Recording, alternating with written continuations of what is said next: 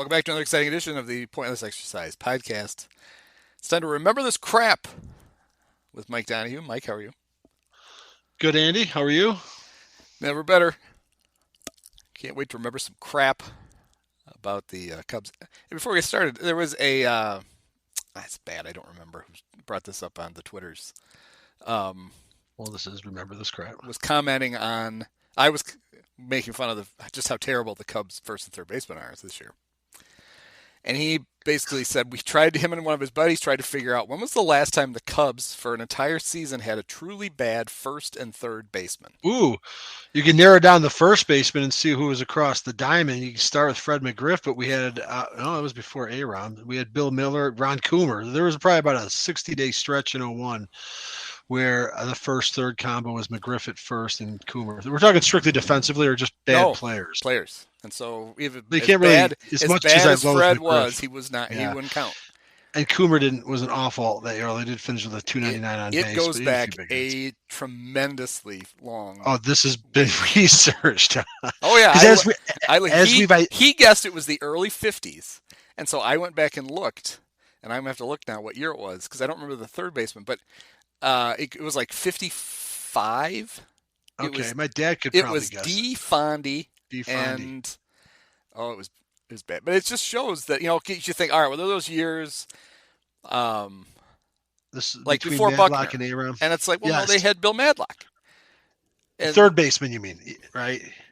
Well, it had to be the first and third baseman both had to be bad at the same time. It's easy to whittle that down because we've talked ad nauseum about, for all of the flaws that we've had and other holes that we've had, certainly in center field. We've been sort of blessed with first base overall, but even really at my point's always been defensively. So before Buckner, it's before my time, but I mean, I know 69, they had Ernie. I mean, I don't know, Jim Hickman, first baseman we've had a cornucopia of. So yeah, and I posited that it was 1956. D. Fondy and Don Hoke. Don Hoke, yeah, I guarantee you, my dad could. I'm going to ask him next time I see him. D. Fondy hit 269, but with a 290 on base and a 392 slug, 9 homers, 46 RBIs, and Don Hoke, 215, 283, 311, 5 homers, 7 RBIs. I don't. That's obviously small sample size alert. I don't think Patrick Wisdom can be that bad, but like when you get to 57, then Dale Long is there, and he was good. He's in the record books for something, and he's there for all long. He's there until Ernie moves over. Basically, I think there's somebody in between. Well, so Dale Long was in the record. Dale Long is there forever. I think Dale Long hit a homer in 8 straight games or something. Something that he came back up when Mattingly made a similar run in the 80s, but now all with the Cubs, I should add. Oh, okay. No, so you get to 60, and you think, aha, there's Ed Bushy, but Ron Santo he's a third, rookie, right? So, but he's going to show. You're not going to say, all right, well, you're not going to say Ron Santo. And remember, he had how many hits did he have in his first doubleheader? I don't remember, but Pat and Ron told us that story 1,000 times. So, yes. So then Santo's there, and then Ernie moves over to first. So then that stretches it out until Santo leaves, and it's just there's always at least one or the other. But then you went right to Madlock for 3 more years, yeah. And then then Madlock's there, and Buckner shows up, and then Madlock leaves, but you still have Buckner. And that carried us through. I mean, even Matty Stairs for the first half of that McGriff year in '01 was doable. Yeah. Carlos Pena, late stage Carlos Pena, 2009, yep. Solid. And then you go from there, and then because when does somebody in 10? Is that Pena? Yeah, I think Pena was 10. And then you get to 11, you think, okay, that's going to be the year, but then Rizzo shows up. Yes, right. So, we didn't even mention All-Star. Was Ramos still there? We discussed it. He split. He was dealt late in 11. He actually got his toe in the line. He pretty much bridged us all the way to Rizzo. Yeah. So. Yeah. So. Well, a guy can dream. Now you get to now. That's like, ugh. It's early. Let's hope not. But yeah. Thanks, Jed. Yeah, well, I have a little more faith in Wisdom than I do Schwindel, even though people have told me, well, Schwindel always had good numbers at every level in the minors. Fine, whatever. Yeah, Frank is. He feels like he's gonna be one of those guys who, at the end of the season, if they play him the whole time, his numbers are gonna look okay, and he's not gonna have really done anything though. Right. Like he'll end up hitting 280 with 20 homers and 79 RBIs. Like, that wasn't awful, and it's like, yeah, but that's not. We need you need 10 more homers and 30 more RBIs out of that. Well, especially if what you're bringing defensively, which I know is a bit of an undervalued position compared to others. It helps to have a nice one, and it's not that great when you have one with a cast iron skillet. But honestly, all they have to do is just go back to Japan and get a few more Seiya Suzuki's. Yeah, I know. I'm enjoying that. That little fucker is really good. And he basically assuaged our concerns right away, and we just get to enjoy it. It's like I heard a stat that at one point, I don't know if this is still true, before today's game, I believe that he had more home runs than swings and misses so far this year. He was sitting on 3 homers, and apparently I saw it on Twitter, so grain of salt. There was the stat that like the first 28 pitches he saw, he only swung at 2 out of the zone, and one of them. Yes, I saw that one too. Yes. So it was like, well, yeah, he went out of the zone because it was something he could crush. He basically swung and missed at one pitch, or went out of the zone for one pitch that he didn't get a hit. So. Yep. But we're not supposed to remember this crap. We're supposed to remember that crap, the old stuff. So. Right. What's on tap for tonight? All right, let's see. So we're coming off the 1982 Cubs, and if the wheel lands on 81 or 83, according to our rules, we have to spin again. Oh, I got to spin on the right window. Here we go. I do like the sound effect. Look at this. Spin it again. We'll be spinning again. We landed on 1981. People are like, why do you guys spin again? Because although 1981, I would get to tell the story of the first Cub game I attended. Put that one on ice. It would be a little redundant. We'd be talking about. Actually, we wouldn't be in this case. There's a bit of a clean break. So different, but yes, we're going to stick with it. But that's okay. Yeah, we'll get to it eventually. We're getting them all eventually. There was a clean break. Is it 86? Yes. No! The 1986 Cubs. Ugh. All right, well, buckle up, folks, because there's a lot of bad coming up. It's an interesting intermission of the Dallas Green era. It's the bridge. In fact, one, it would, if I can just get rolling, I guess, with a few things that can rattle off. Hope it won't be hard to get 5, I would imagine. But it's basically the bridge season between Dallas Green 1 and Dallas Green 2. You'll know what we're talking about later on in the show. Season opened in St. Louis on a Thursday night, and Manny Trio, I believe, was in the opening day lineup. Cubs lost 2-1 to the Cardinals. It would go down from there. I think 86 was the first season. Harry warned us this was coming throughout the season. The first time in a non-strike shortened season in like forever that the Cubs would fail to produce a 10-game winner. Yep. And it was not, that happened in 81, but that was, of course, a much shorter season. One guy got close. Okay. I look forward to discussing that. 86 was the one season in which, at this point, former Cub villain and future Cub general manager Ed Lynch pitched for the Cubs. Yes, he did. We can take a deep dive in the Ed Lynch era in 1986. And here's one for you. I'll keep to the Cubs, but there's something we will have to talk about that deals with the team across town. But let's just say that the Sun-Times headline writer had a field day on June 13th, which happened to be a Friday, and was the day after which Dallas Green had fired his second full-time manager, Jim Frey. The headline, of course, reading Friday, F-R-E-Y, the 13th. And thus endeth the Jim Frey era, the Jim Frey era in which he was a manager. Only less than 2 seasons from nearly leading the Cubs to a pennant. There was no joy in Mudville. 86 was a very muddy season overall, metaphorically. So yeah, the '86 Cubs, they opened in Busch Stadium 2. Bush They're too. in Busch Stadium 3 now. That's If right. people don't know that, Busch Stadium 2 at night, but it was a Tuesday. Oh, I was off by 2 Off days. by 2 days. Okay. And you were right. The lineup for some reason was Bob Dernier in center, Manny Trio at third, Ryan Sandberg, Moreland, Durham, Davis. One of my all-time favorite Cubs. I wore number 24 in Little League one year for this guy. This year, I would guess. Brian Dayett batting right in front of my all-time favorite Cub, Shawon Dunston. And Rick Wow, Sutcliffe was back on to the mound. back. Brian Dayett, owner Yeah. of two, not one, but two career Grand Slams while a member of the Cubs. And one of them may have occurred this season. If so, we'll have to seek it out.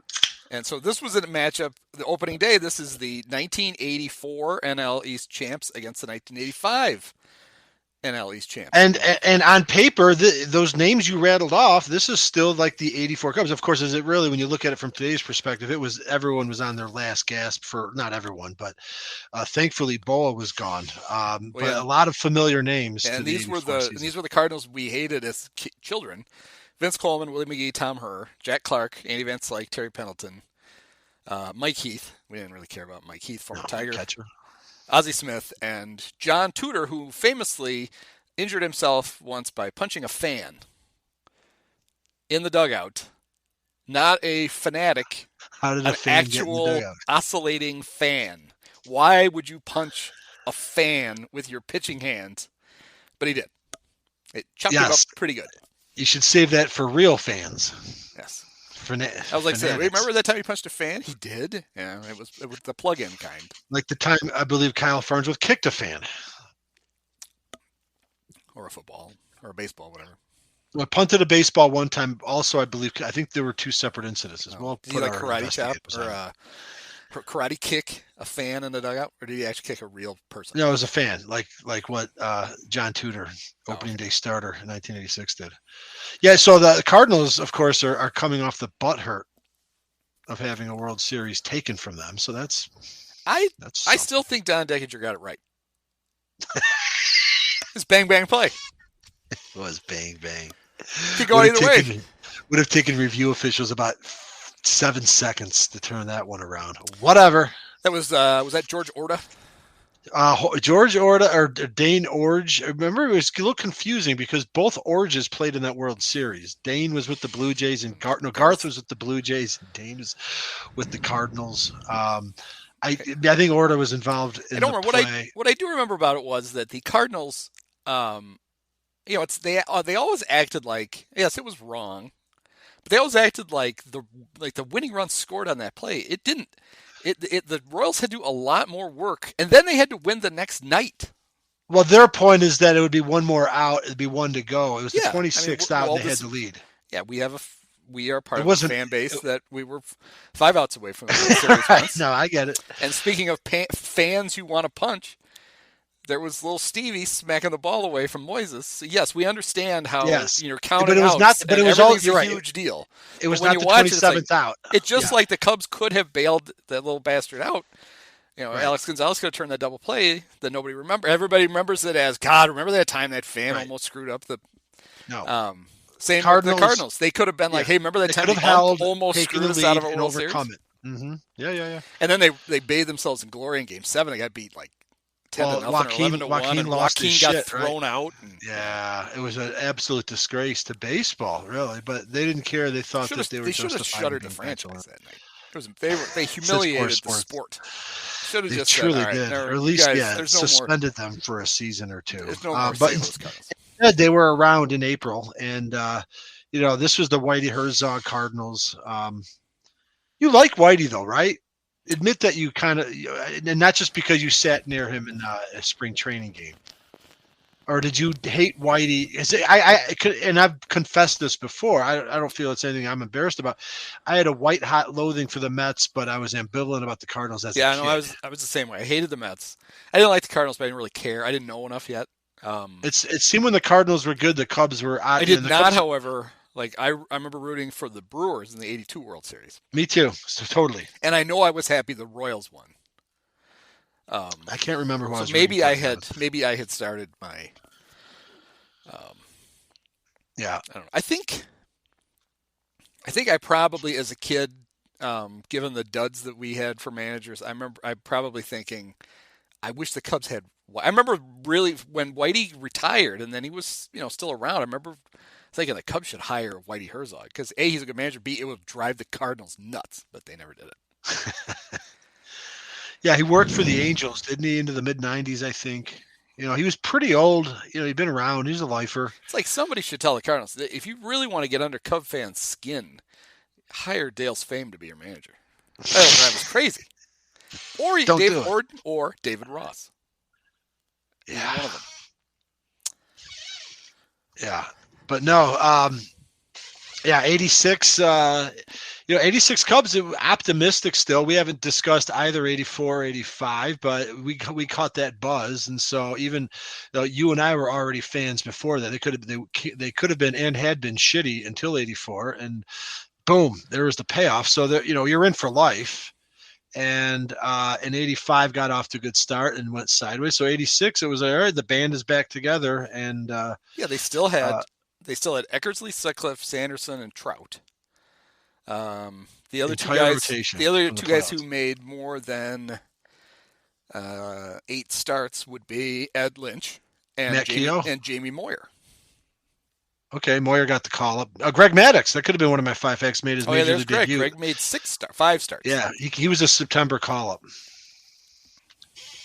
He was terrible. I can see why they let him go. 2-4, right? 2-4 with a 5.52 ERA. Moyer was 7-4 with a 5.05 right. ERA. And then next year, Maddux was 6-14, and Moyer had a winning record. Although I'm sure the peripherals would tell you that Maddux would be a better pitcher. And when what was it? 15-year-old me was shocked when Jerome Holtzman had an article with Big Dick Pole talking about how Maddux was going to be something special. And I'm like, what are you talking about? Moyer was 13-7 or whatever, or maybe 10-5.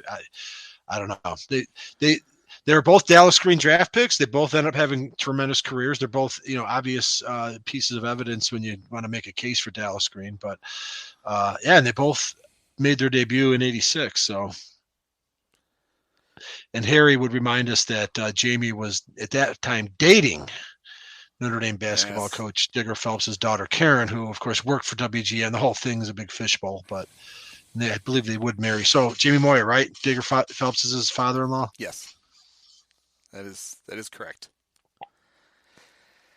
There's just there's a lot of 84 Cubs still on this team. Obviously, Lee Smith was still there. George Frazier, who lost 4 World Series games once. 3. Oh, 3. That's right. 3. There's 2 at the time.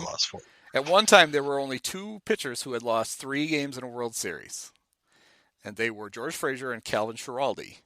And the Cubs acquired both of them after they did it. Is that a fact? Yes. I have to look. It's kind of like, hey, I like the cut of their jib. Let's get them. Schiraldi actually got tagged with 3 losses in the 86 World Series. That's what I was led to believe. Now I'm afraid to look it up. Yeah, I may have to fact check you there, Lou. My best, Mark. Let me question your police work there, Lou. I know what Frazier did. I remember, like, my dad's like, oh, that poor George Frazier.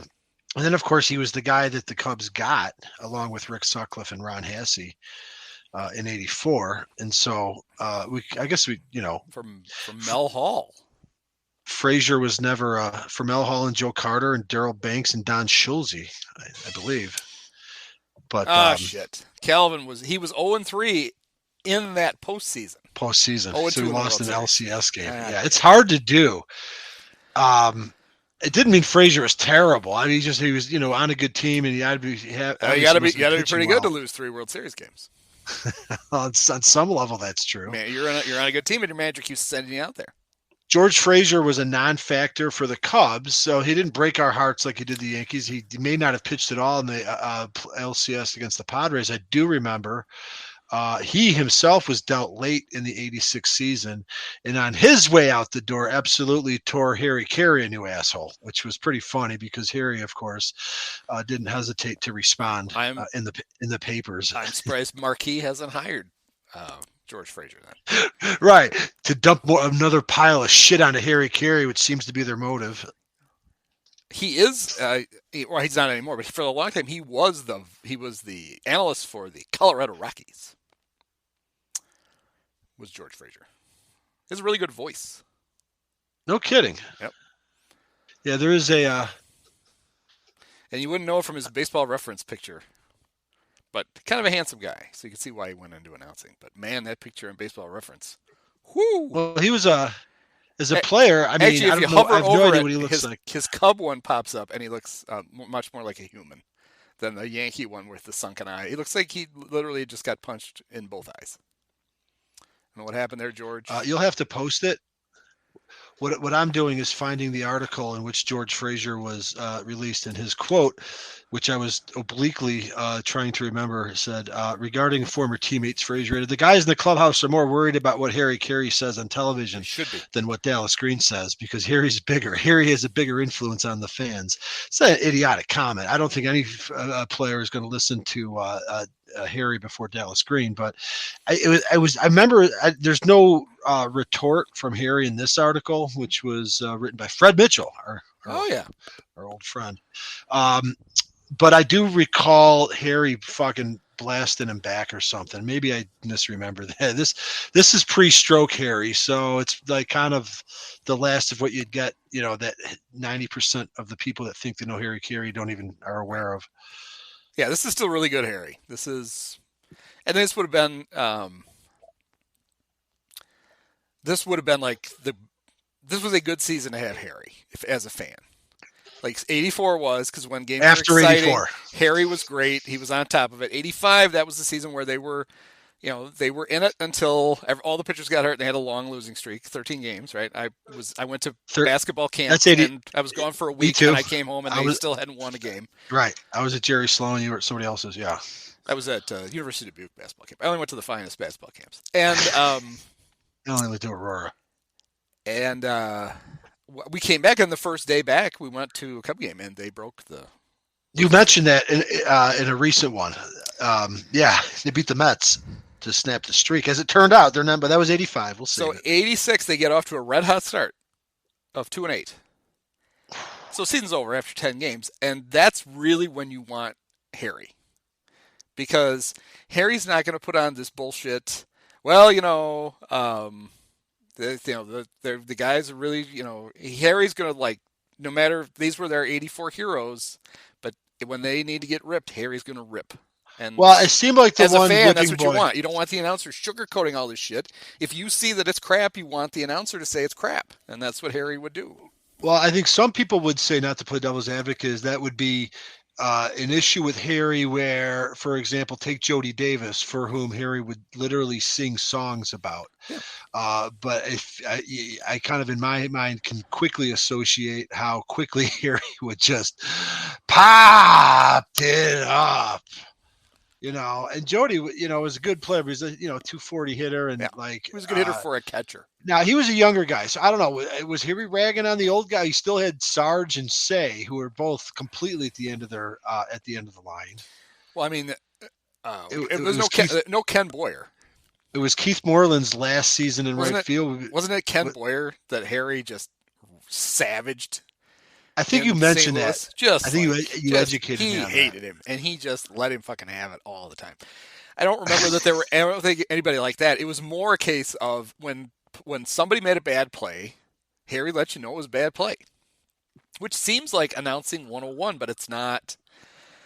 It's certainly not how most guys do it now. Well, Pat Hughes is a great announcer, but he will never go on that side. He does. He kind of sometimes he euphemizes, if I can bastardize that word. I mean, so Boog, like when Schwindel dropped that ball on, he ended up being an out, but the very first play of the game the other day, Boog was like, and over to Schwindel, Jesus, look at that piece of shit. He can't even catch a fuck. That ball was thrown 8 feet in the air, underhand, and that motherfucker dropped it. Jesus Christ. He's like, he goes, holy shit, JD, have you ever seen anybody that bad? And Jim Shay's like, nope, I don't think I have. See, that's what we like. That's it. Actually, Harry Doyle or Harry Carey. Can you imagine if that actually happened? Well, I mean, it would be the greatest thing ever, and everybody be fired immediately. Like they wouldn't even finish the inning, much less the game. Right. Tom Brenneman would have had a longer duration. Taylor's up there doing the play-by-play. Look at that. Yeah, so it's 18 it's 5th season of Harry. It's the 4th season of Stoney, so they're kind of hitting their stride. Now, there is that buzz from '84, but it was pretty obvious early on that there was nothing left in the tank, and reinforcements were on the way. Unfortunately, the powers that be were not in a position to recognize that, and so they would, a year and a half later, would sabotage affairs. But it was an interesting dip between those two Dallas Green periods, because I almost, until we opened this up tonight, had kind of forgotten just how many '84 Cubs were still on the team then, and how washed up they all suddenly were. It seemed. I Well, mean, Keith Moreland. I love Keith Moreland, but it was his last season in right. He graciously manned and courageously manned third base the next year when Dawson got there terribly. to hold Woo! to hold it over till the great Van Slyke. He got one more year, 2 years with the Tigers, but Moreland didn't end up playing 2 seasons. I'm pretty sure Matthews and Say were done. We thought Eckersley was done when they got rid of him. Yeah. Obviously, the whole second act there. And then Sanderson, who was perpetually hurt, was one of the three guys that hung on till '89. But Trout was 86th the year. Trout got dealt after throwing consecutive shutouts. Might have been. But that pretty much that whole '84 team was still intact. Well, But it was just a shell. So the season almost turned around for him on what day was this? It was Game 11. So Pat Hughes' turning point in Game 11. It was a game at Wrigley, April 22nd, 1986. Capacity crowd of 8,747. We're there to see. It was a rematch of well, maybe not. It was John Tudor and Steve Trout.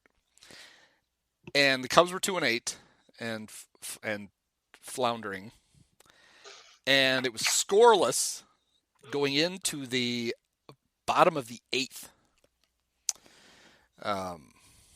When Keith Moreland drove in Sandberg to put the Cubs up 1-0, and then Gary Matthews, he singled in Moreland. Cubs are up 2-0, going to the top of the ninth. Woohoo! Here we go.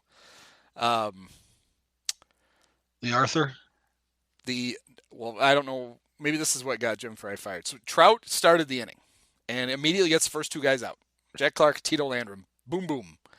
Wow. Fans, all 8,000 fans are on their feet, getting ready. They're getting ready to play Go Cubs Go. Actually, that wasn't a thing. It was not. But people standing up with 2 outs had become a thing in the previous year or so. Trout walked Mike Heath, and then gave up a single to Terry Pendleton. Trout. So out comes Jim Frey in his little blue running shoes. And he brings in Jay Baller. Okay, it raises the question: why was Lee must not? And he didn't have any save opportunities, as you point out. They were 2-8. Yeah, I don't recall Lee Smith being hurt. He may have been. I don't recall the Cubs being 2-8. I know they're miserable, but that was an awful start. Really crushing 14-year-old Huey. Maybe Frey liked the matchup of Jay Baller's prodigious chest hair against St. Louis pinch hitter and ruddy-faced Clint Hurdle. Now, this would have been Clint. Wow. Wasn't Clint like the number 1 pick in the draft? He was like, I don't know about that, but he was the so-called Sports Illustrated cover boy when the Royals were emerging as pennant contenders in 1980, and not George Brett, was put on the cover of Sports Illustrated. Well, he was good that day. He tripled and tied the game at 2. That's an end of his career. Clint Hurdle, by the way. Jay got Jerry White. Jerry White, there's a perfect Cardinals name. To fly out to center, and Cubs are, it's 2-2. But with 2 outs in the bottom of the ninth, Ryne Sandberg is up, and there are runners at second and third. Manny Trio's on third. Thad Bosley is on second. Going 27, another 84. Only 1 out. A lot of stuff happened, but there's only 1 out. Sandberg has a fly ball to deep center. Manny Trio scores. Cubs win 3-2. They're on their way. 3-8. Terrible start is in the rearview mirror. They win the next day, and they win the day after that, and they're 5-8. And here we go. And they finish the month 7-12. So That was the last. That right there was the death rattle. I'd like to think that in that flurry of games, that everybody, including the Penguin and Sarge, all like had one last RBI on their way out the door. Just because One last I'm RBI. looking up. Well, I mean, it was Matthews was Matthews even on? I feel like Matthews wasn't even on the team in June, and I thought did Say end up staying on the team the whole season? He may have. I don't know. I mean, you thought Say was old on a good team in '84. Yeah. Well, that's the thing you were talking about. They like suddenly got old. They suddenly got old because the they were all the guys they got for the '84 Cup. I mean, Dallas was just patching holes with cast off Yes. Phillies and Dodgers, basically. It's like give me whatever. Well, good ones though. Yeah, but old guys who those teams are like, all right, this guy's got maybe one good year left, and apparently the Cubs want to squeeze it out so they can have him. So what was the date on that the game where the turning point when the Cubs back and went 3-8? April 22nd. Because Lee Smith's I'll have to double check that. I lost it for a second. His game log. I'm just mystified because it always seemed like Lee was always healthy. And like why Jay Baller made his debut the year before. He was like this part of this coterie of Cub pitchers that were not nearly ever ready for prime time when that entire rotation went on the DL in '85. The Baller, Dave Engel, God, I can't even Dave Gumpert. I can't remember who else it would be. By the way, no, Lee Smith. Well, Lee Smith's first appearance was April 11th. Yeah. Oh, maybe he's asleep. If Johnny Oates couldn't wake him up in the dugout, in the that's clubhouse. why. Just a year later, 2 years later. When did Frey trade him? '87, right? After the '87 season. After '87 season, yeah. When you could argue that he cost Sutcliffe as Cy Young by blowing one too many games for the Red Baron, but he was still, as he would prove, pretty damn good. Well, let's see. Why don't we go through? I'll go through here quick, and we'll find out who these guys all got traded for as the '86 Cubs are leaving town. I like it. Let's see. Was this or who they even got traded to? Because I think Say got traded to Oakland, but I couldn't tell you for who. Gammon or something. I'm going to just say that Ron Say got traded to Oakland for a ball player whose last name starts with the letter G. I could be way off. Sarge was probably released. Sarge was dealt to the Mariners. Survived the season. He got traded on January 30th, 1987 to the A's for Luis Quinones. I remember Luis Quinones. He played for the '87 Cubs. Yeah, he had a double in Shea Stadium in a game on a Saturday night once. I remember watching it on TV. I was wrong about that. Gary Matthews made it until 1987. He was traded in July to the Mariners for a player named later who became Dave Hartnett. Whoever that is. In relation to Gabby? Ron Say then also traded to Oakland, or am I just conflating stuff? Because I'm obviously way off base. I had no idea that Sarge made it through the season. I felt like he was really done. Quinones was a A. Sarge got traded to the Mariners. Right. Eventually. I thought you said he got traded to the They both made it through the '87 season. Or they made it through '86. Sarge made it into '87. Okay. So the Cubs didn't exactly clean house. Moreland, obviously, we know he was still around. Let's see. Dernier, third consecutive start in center field. How many times can you say that Dernier about made it through '87. I don't know if he was the opening day center fielder in '87, but that I'm pretty sure is the mark, right, Andy? In our lifetime, center fielders opening day 4 consecutive. Bobby D might have it. Well, yeah, until Jason Hayward does like 10. No, he's done. That contract's over. Can't scare me. Man, when did these guys? Eck didn't get traded till '87. None of these guys left in '86. I'm off. Yeah, I thought they all kind of got purged after '86. What about '87? Felt different. Maybe he got dealt during the '87 season. No, it was '87. Now that I think about it, '86 might have been the year he fell off a stationary. '87, they backed the truck up, but they didn't get rid of anybody in '86. That ruins this.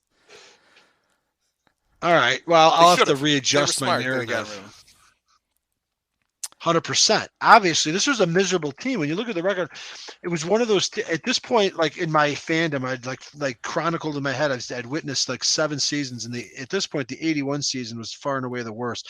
In retrospect, that '80 season that we covered was awful too, but it didn't seem to resonate as much. But in short order, this '86 season really kind of over time ranks really in my head ranks up there as one of the worst.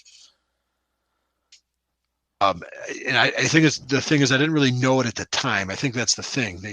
I think we were still a little bit euphoric. You're still seeing our heroes from '84. And then looking back, it was just all the signs were there, and it's just incredible. It's kind of I wonder what was going on where Dallas Green actually brought all those guys back. Maybe maybe it was a misfire on the part of the great Dallas Green. Well, was it though? Do you think he was trying to just wring out a mini tank? Well, ring out an extra season out of these guys because his vaunted farm system was starting to bear fruit, and those guys weren't ready yet. I mean, we see he brings Moyer up, he brings Maddox up, Rafael Palmeiro plays. Dunston's already there. Dunston's there. Dave Martinez makes his debut in '86. Yep. So I wonder if Palmeiro did too, right? Yes, Palmeiro did.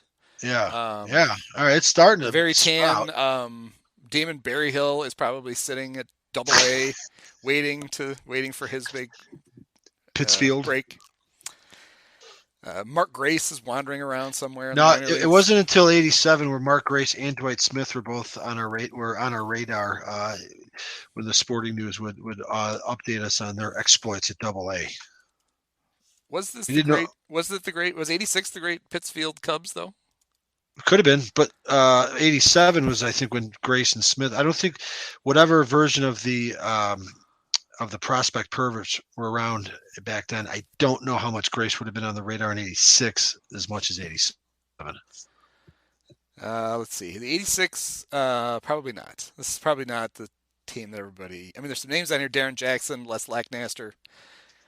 Jackson got called up in '85. Maddox spent some time there. Moyer spent some time there. Palmeiro spent some time there. Rolando Rooms, Gary Varsho, Phil Stevenson. So this is Damon Berryhill, Pookie Bernstein. You're joking, right? No, Pookie Bernstein. Was a Cub in '86? He's born in Las Vegas, Nevada. No, the Pittsfield Cub. What, is that why I know that name? Was he like a prospect that would have? Well, once you heard the name Pookie Bernstein, you're not going to forget it. Right. Kind of like Razor Shines. So this was Dallas Green's 5th season. So, if you're at minimum a competent GM, not, in other words, if you're not Ed Lynch, after in year 5, you should be, seeing. Yeah, your pick should be bearing fruit. And they kind of are, but you couldn't really recognize it yet at the time because you didn't know how good any of these guys were. Dunston, we're still holding out hope. Probably his first quasi full season. I don't know if he got hurt or not. He got the early call up in '85 on opening day and then got sent down because he obviously wasn't ready. I don't know if he spent any time in the minors in '86. He still struggled. 150 games for the Cubs, so he was up. Oh, damn. All right. 17 homers, 68 RBIs. Not bad for a 1986. 250 with a 278 on base. All right. How about this? Slug? So he strikes out all the time. He struck out 114 times in 611 plate appearances. Yeah. Today, would be like they'd be like, hey, this guy's a contact hitter. Well, not with that on base though. Only struck out 114 times. What do you mean? He walked 21 times. Oof. In 600 plate appearances. Yeah. Well, I bet you he had at least in the top 3 slugging percentages for shortstops in 1986. Oh, I'm sure he did. Yeah, 17 homers for a shortstop. 37 doubles, 3 triples, and 17 homers. And he only slugged 411. I guess because of all those at bats. Yeah, all those at bats he gave away. Yeah, 250. Right, he never walked. So lots of subtracting. Thad Bosley was an '86 Cub. Unfortunately, I didn't get into the Pookie Bernstein. Pookie Bernstein. His real name is not Pookie. That would be ridiculous. That's a shame. Real name is Nehames Bernstein. Nehames. He was born on November 20th, 1960 in Las Vegas. He primarily an outfielder, played some second base. Bats right, batted right, threw right, and maybe he still does. I don't know. 5'9", 170. He went to Lewis and Clark State. In Portland? It seems Illinois. like There's a community college, Lewis and Clark downstate, and then there's Lewis and Clark out in the Pacific Northwest. Lewis Clark State College is in Lewiston, Idaho. Pookie compiled a career batting average of .279 with 33 homers, 221 RBIs in 733 games. Played for the Batavia Trojans, the Waterloo Indians, the Buffalo Bisons, the Pittsfield Cubs, the Iowa Cubs, and the Peoria Chiefs. Played from 1982 to 1989. That's all you need to know. Almost about Pookie Brent, who never even played for the Cubs, but he played on the Pittsfield Cubs, which I thought was maybe it was the '87 Pittsfield Cubs. I mean, they were like the runaway. '87 was Mark Grace and Dwight Smith. That's all I can tell you. They were like the 1 and 2 in the league for hitting, and it would be 2 years from there that Smith would make his debut as the runner-up. I have a minor league. It's a figurine. It's not even I should show it to Frank Schwindel because it's Mark Grace showing you the proper way to catch a ball at first base. It's from Peoria though. He's a Peoria Chief. I saw the P on the hat and thought for a second maybe it was Pittsfield, but it's not. It's a Mark Grace Peoria Chief? Yeah. He might have been a Peoria Chief in 1986 with teammate Jeff Pico, who both married sisters, I want to say. One of whom would leave her husband and marry Henry Hills. Not really Henry Hill, but Ray Liotta. That's fabulous actress Michelle Grace. If you know her from all the fine films like who knows? Has Mike worked with her? Have you asked him? We should ask him. Maybe. Oh, good. Yeah. Nice lady. Make a note of that. One of my favorite Cubs was on the '86 Cubs. Cleotha Chico Walker. Yes, Chico. Which I had a brother, buddy of my brother's that was trying in earnest to get a Chico chant in the bleachers sung to Peter Gabriel's Biko. Chico. I feel like we talked about this guy last week. For no reason. May have. No, I'm going to bring somebody else. I think it was not Chico. There is on the '86 Cubs. There is a guy who is a current major league manager who is going to be a Hall of Famer, most certainly, as a manager. The Cubs may have beaten him in a World Series.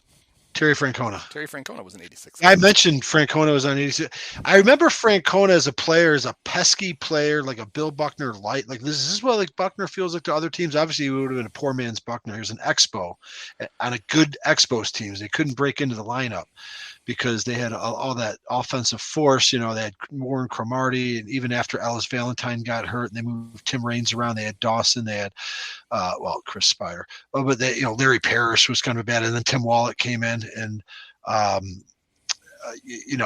just an all around pretty solid team. But Francona, it seemed like he seemed like this line drive hitter, kind of a clutchy hitter that I always hated when the Cubs pitched against. And then he was on the Cubs in '86, and then I was like, yeah, he was fine. Good old number 16. He would play 10 seasons in the big leagues and have a career batting average of .274. Okay, maybe a couple. He had an on-base average of 300 and a slug of 351. So yeah.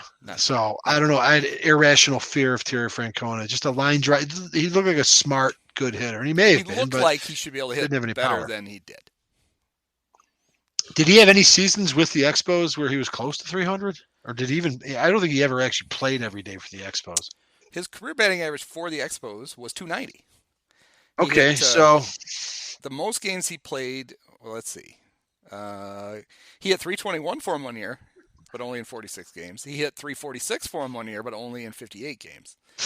Right. In 120 games in '83, he hit 257, 273, 352. It's just a question of why aren't you playing this guy? He got released in spring training of 1986, and that's when the Cubs scooped him up. Yeah, and I see it now. Oh, good old 608 OPS, huh? Yes, I clearly remember Terry Francona as a member of the '86 Cubs. Let's see, were any other future Hall of Fame managers on the '86 And what a Cubs? disappointment he was. Let's see, Chris Spire, future Hall of Fame third base coach. Would that count? Oh, Dave Martinez. So the Cubs had there's two World Series managers on this team. How about that? Terry Francona Fun and fact. Dave Martinez. One played for. Never mind. I was stretching some sort of an Expos Nationals connection, but it's not worth it. Yeah. And then, of course, Hall of Fame general manager, Ed Lynch. Correct.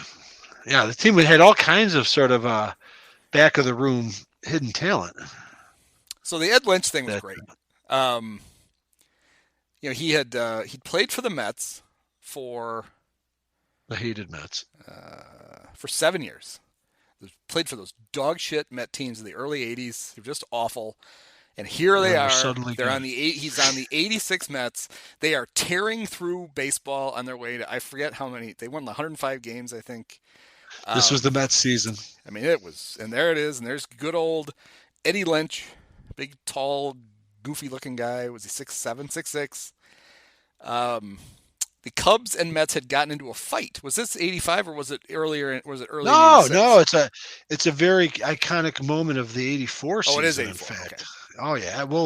We will pull that one apart in great granular detail when the wheel spins on '84. So anyway, getting down towards the trade deadline. But you're right though. He's on this Mets team. He's a mediocre pitcher on a lousy Mets team. That also the team gets good, and he's somehow decent enough to go along for the ascension until '86, when the Cubs have cycled back to being shitty, and the Mets have continued to trend upward. And I don't know when the trade deadline was in '86 because it used to be early. Like in '84, it was like June 15th. The Sutcliffe really trade had to happen in June, and then there was all the weird stuff that held it up. Another Dallas Green kind of fumble. It wasn't perfect. Great story in '84 about Billy Connors yelling at Rick Sutcliffe. It's great. We'll save it for the '84 one. Absolutely. But it's June 30th. Ed Lynch is on the Mets. They are cruising along. And he, who would this have been? Like Frank Cashin calls him up to his office and says, "Hey, Eddie, I need to talk to you. You've been traded to the Cubs because we couldn't turn down a chance to get not one but two Daves. Dave Lenderman and Dave Liddell." Don't know either. No. Could have been made up. And there Ed Lynch he lost a lot of games in the standings that day. And he was an '86 Cub. Serves him right for his future misdeeds. Yep. For the sins. How do we know that his tenure as their manager wasn't just him just payback? Like, fuck these guys, I'm going to screw this team up. Just like Andy McPhail trying to cut the legs out from under the Cubs in '89 by handing the Mets Kevin Tapani and Rick Aguilera. Handing them Frank Viola in exchange for Tapani and Aguilera so that the Mets could run down the Cubs. Yep. So screw both of those guys. Okay, so we talked about the fact this was a Cub team that didn't have a single double-digit winner on the staff. It actually had one starting pitcher and one relief pitcher who won 9 games. Ooh, do I get the guess? Because I didn't look. The relief pitcher, it's not a good sign. Well, it's not Rick, because Sutcliffe was like 4-12 that year, I want to say. The starting pitcher was. Wait, it was a reliever that won 9 games? Is that what you're saying? I didn't notice this. There's 2. There's a starter and a reliever. Both won 9 games. The starter was it Trout? Nope. It couldn't have been Sanderson. It was. Scott Sanderson, 9-11, 4.19 ERA. He made 28 starts, 38 appearances. Was the reliever the aforementioned hirsute Jay Baller? No, but it's a very bad sign that this guy had 18 decisions. Very bad. 18 decisions? Yes, 9-9. Smith. Lee Smith. Was 9-9? 9-9. 90 innings pitched. He had 9 wins, 9 losses, and 31 saves. He was getting it done, kind of. Wow. Wait a second. How is that possible? Is that the most decision? No, because not the most decision, but it's certainly in the team photo. 18 decisions for a fucking closer? Wow. Yeah, he would have been the most other than Eck was 6-11. 17. So he's got to beat. Sutcliffe was 5-14, so that 5-14. There's 19. Sanderson was 9-11. That was he had 20. All right, so all right. Lee was so, the third most on the team as the closer. Third most decisions. What a bizarre season! I can't account for that offhand. Can you? What would that? Because he had 31 saves. I mean, do they keep track of blown saves as far back as 86? That wouldn't be hard. Somebody had to wake up Jerome Holtzman and ask him to define it. Hey, Jerome, what do we call it when they don't get a save? Blow me. I think in 86, blown save. That's going to be Jerome may have still been on the ball in 86. Like I said, he wrote the eye-opening article that a 15-year-old Huey read that, like, don't tell me Greg Maddux is going to be good. He's 4-9. Let's see. He blew a save on April 12th. He blew a save on May 13th. He must have lost those. So when Lee shit the tub, he shit the tub hard. Blew a save on July 9th, but got the win. He got the red blown win. Blew one on July 27th. August 25th. He had blown saves. They do tally him up. He had 8 blown saves, so he was blown saves 31 were probably for 39. Blown saves were probably a lot. To give perspective, though, kids, blown saves were probably a lot more common back then when relievers were tasked with a little bit of an in-game, a higher in-game workload. Because I'm sure Smith, it wasn't until La Russa and Eckersley where closers were pretty much just one inning, one and done. So I'm sure Smitty had may have come in the 7th, pull the Cubs fat out of the fire, and then run out of gas in the 9th. I don't know.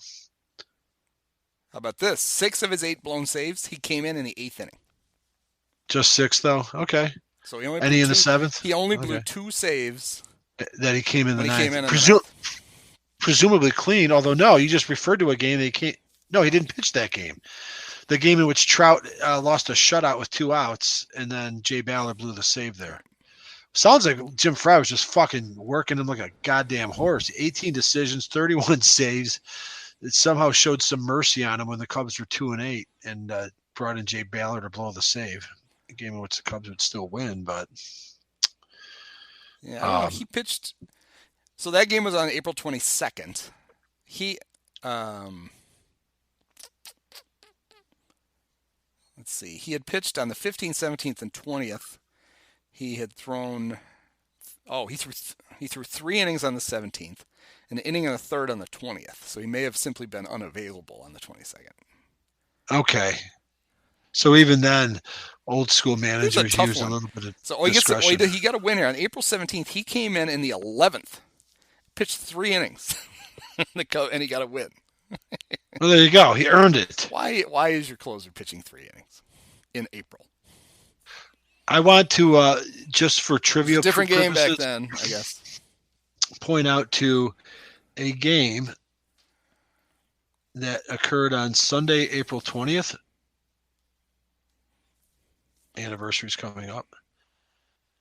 Nothing about this game is that interesting. I'm just going to tell you that because I remember I've linked these 2 events in my mind. It in fact happened to be a 17-inning Cubs game, but it was also occurring at the same time in which Chicago Bull third-year guard Michael Jordan was in the process of dumping 63 points on top of the would-be NBA champion and in the midst of their greatest individual season during the Larry Bird era, Boston Celtics, in a triple overtime game. And I remember, like, whenever there'd be a timeout and just like our heart is just stopping watching this Bulls Celtics game, flipping back to the Cubs. Like, oh, they're going into another inning. And I was like remember bad-mouthing baseball. Baseball is so boring. Like the most thrilling Bulls game of my life juxtaposed with this like cold April Sunday game at Wrigley Field, this fucking taffy pull between 2 shitty teams. Because the Giants may have been a little bit on the rise, but up until this point in our fandom, they were perennially woeful. And so they were of no consequence, but the game itself dragged on and on and on. And it was kind of like a nice respite to help us calm down. Like, Jordan again ties it. We go to a second overtime. We'll come back after this commercial break. Oh my God, I can't take it. Let's put on this dreadful 17-inning Cubs game. And so we did. Well, it's got to be one of the longest games in baseball history. It started on 17 innings. Started on April 20th. It didn't end until August 11th. Is this our second suspended game? Holy shit. We should be. Yes. We should keep track of there's these. No lights. There's no way you could play a 17-inning game. Especially in April. I mentioned on the last podcast, or was it the 1980? No, it was the last one, 82, because the 21-inning game. How we talked about how back then you would have postponed, of course, delayed games, whatnot. Games, though, that were tied or like undecided before 9 innings were otherwise washed out. But only when there was a suspended – the only time you'd ever see a suspended game in which they would resume it and not cut it short or wash it out. The only times that ever happened, and it might happen now for different reasons, but the only time it happened back then would involve Cubs games at Wrigley Field, and this would be another one. So, yeah, I guess they didn't even finish that game. Jordan was fucking smoking a cigar and sitting in a hot tub and calming down, and the Cubs game was still – it would be interesting. You can't tell from the Baseball Reference thing, but how many guys weren't around to finish the game? Like how many players played? Because if you look at how many guys played in the game, so they didn't resume it till the second time with San Fran came, right? Well, it was Pirates. They didn't resume until Pirates. They didn't resume until August. My bad. I was saying San Fran. For some reason in my head, it was the Giants. Never mind. So I mean, you've made it through half the season. Well, almost 2/3 of the season and the trade deadline. A bunch of these guys are gone. And if you look at the box score, there's too many guys in it, especially for the Cubs. Well, doesn't it say at what point the 14th inning was when the game was suspended? So they got 4 innings in. So you probably start seeing some oddities. How about, it'd be awesome if exactly there was a player 25 guys played for the Cubs. But there were a whole bunch of guys who played in it in the resumption who weren't on the team in April. Yes, like I bet you Matt Keogh pitched in the April portion, but not the July. Let's see here. I think Spire was a mid-season acquisition. I could be wrong. Maybe they heralded him in. I'm just looking at the box score. There's nobody that I think may have come in late. Dave Gumpert might have been late season. Frank DiPino, future Mark Race nemesis. I think he was mid-season, maybe not. Because it'd be interesting, like for the Pirates. It would say on the game score, right? If you go to you get Barry Bonds and Bobby Bonilla. I have no idea if Bonds and Bonilla started the 86 season in Pittsburgh, but they certainly were there by August. And they both came in. Call-ups. They both came in late. They didn't start the game. They both came in here it is. Game later. Check it out. If you go to the inning by inning, bottom of the 14th, all of a sudden, Barry Bonds replaces Sid Bream first base pitching. So these were guys that Bonilla replaces Mike Brown playing first base. Washington replaces Pat Clements. I remember Pat Clements playing shortstop. Bill Allman. There's a Bill Allman name check. How about that's a first? I want to say former first pick in the draft and a White Sox batting champion contender. R.J. Reynolds, former Dodger, came up with Franklin Stubbs, and then. Of course, the Cubs don't seem to make any changes in the top of the 15th. Or they did in the top of the 14th. All that Davey Lopes, but he was on the team all year. Chris Spire comes. I don't know. Cubs sadly may not have actually changed much at all. But you're right. You look at this is actually sort of the early seeds of the Pirates mini dynasty in which Barry Bonds would fall on his face in 3 consecutive. Yeah, because like the oddity with this would be and it's happened where a player has gotten a hit in a resumed game, his first career hit, and so they say he made his debut on like August 4th. He got his first hit on April 9th. You know what we didn't talk because it counts for the day the game. Everything counts as though the whole game was played on the day it started.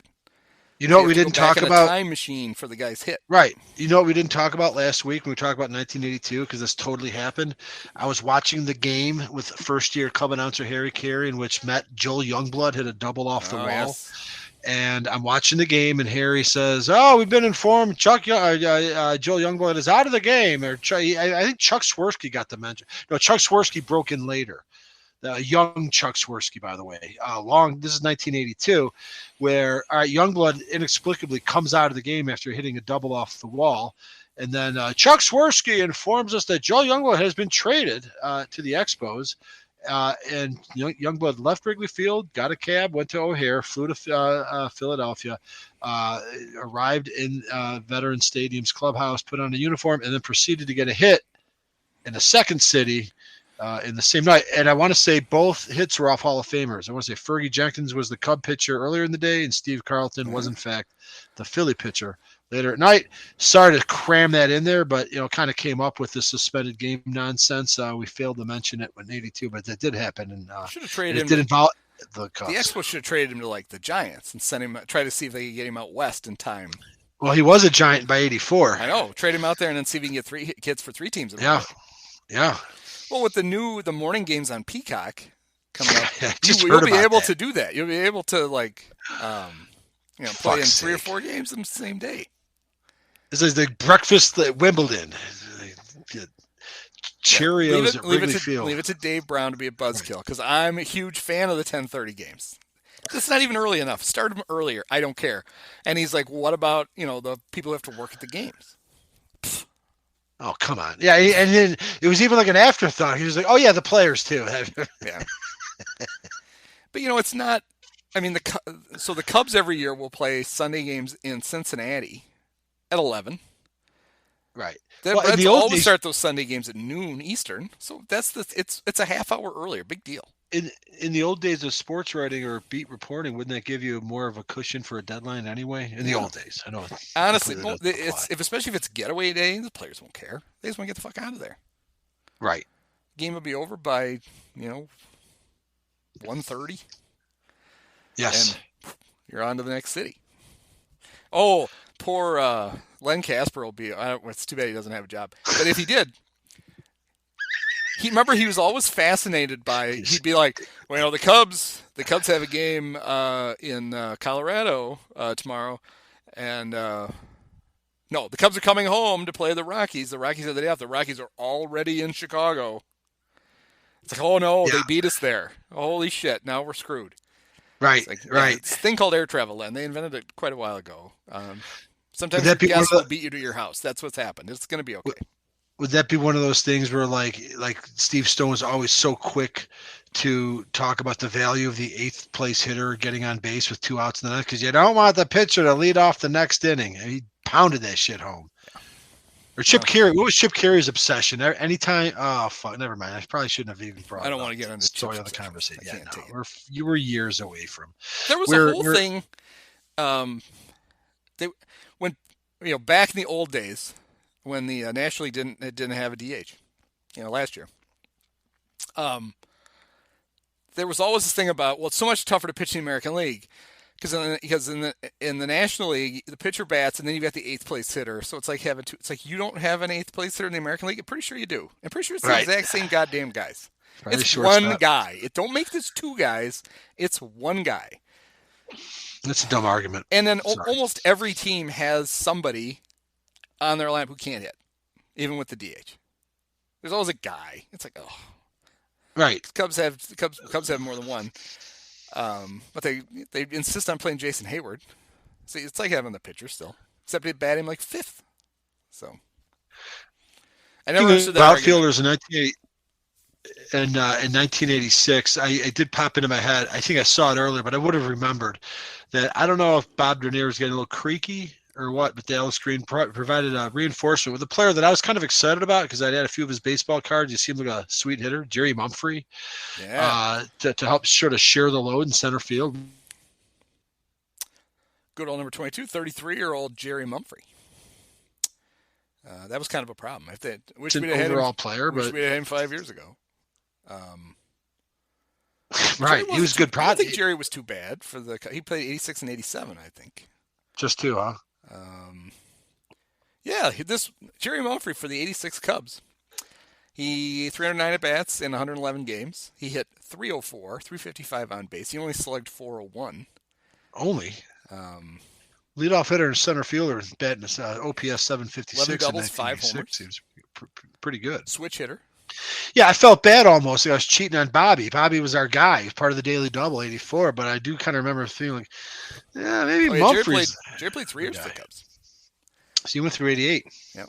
He didn't play very much in I believe he got released in 88. He was bad. Yeah. He was player. even better in 87. 333, 400, 534. Woo-hoo. 534 slugging and a what on base?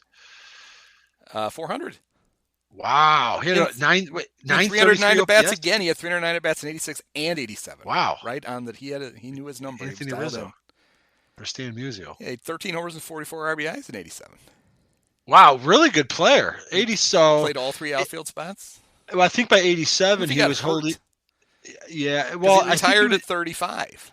I guess maybe guys just did that back then. He was kind of holding up, or maybe someone else, but I think Dernier, because Dernier is pretty injury prone. I don't know. Bobby in '84 he was there all year, but I think I kind of feel like Dernier was the opening day center fielder 3 years in a row, possibly 4. We can explore '87 when we get there.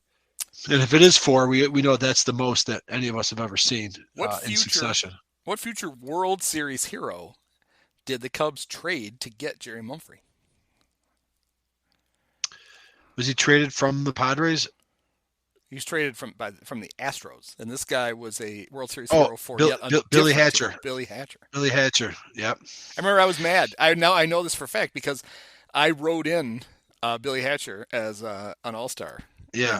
In 1986. I remember when Dernier first got hurt in 85. We'll revisit this in 85. I'm just going to plow ahead with it now. Dernier got hurt right in the midst of that 13-game losing streak. They were like, oh, but at this point, yeah, he froze.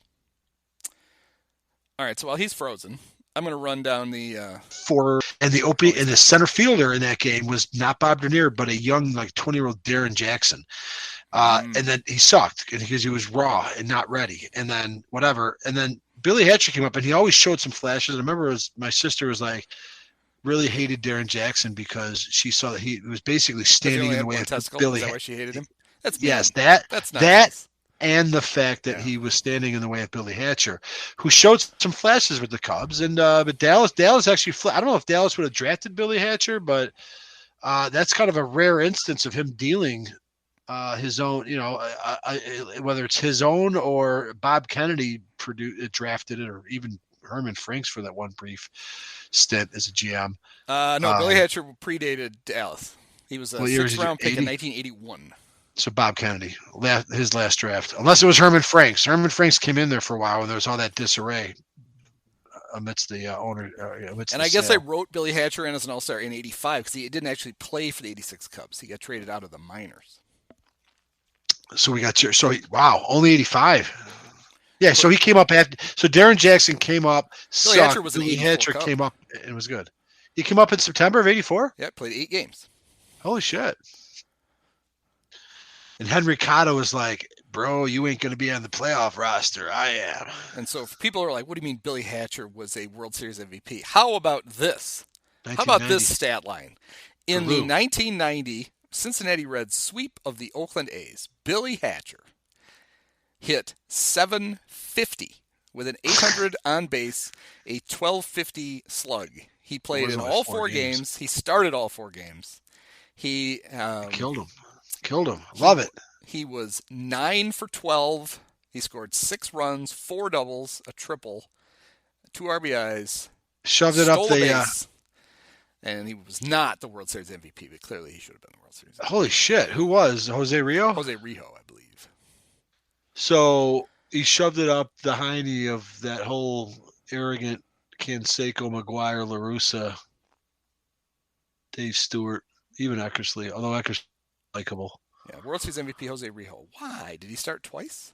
He must have. It was a 4-game sweep. They stunned the world. He did. Oh, he wasn't too bad. 2-0, 0.59 ERA. Gave up 9 hits in 15 innings, struck out 14. Wow. In the World Series. Of course, it's crazy because that was like Jose Rio, even though he was 25. It was his 7th big league season. Yeah, he was a young call-up with the Yankees. The Yankees started like 84 right away. Then they immediately traded him to the A's, ironically, who he would then beat in the World Series. Oh, okay. So here's the trade. Quickly. He got traded. It was a big trade. December 5th, 1984.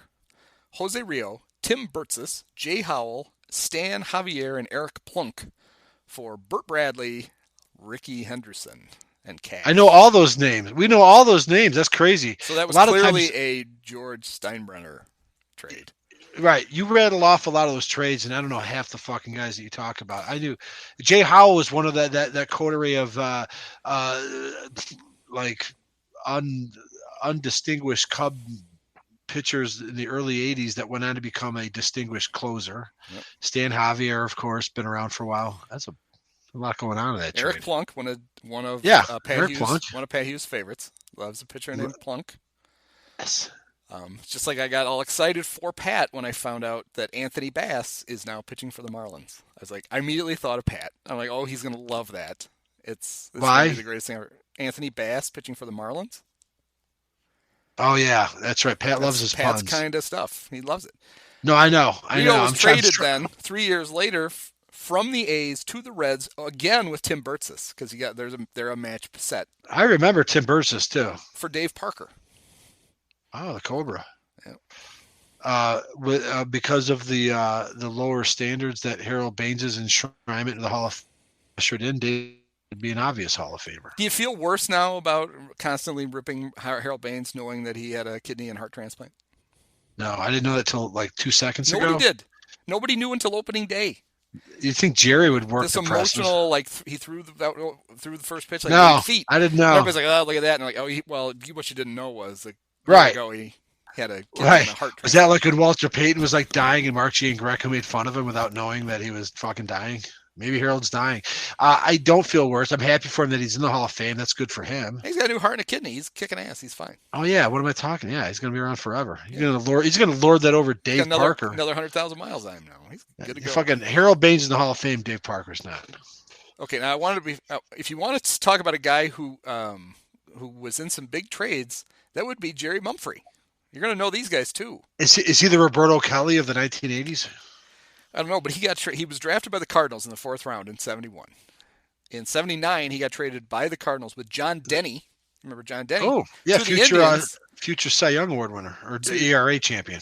To the Indians, and they were the Indians then. They weren't the Guardians. For Bobby Bonds. Wow. Then a year later, he gets traded by the Indians to the Padres for Bob Ochinko. I remember Bob Ochinko. And Jim Wilhelm, whoever that is. He used to giggle at his name.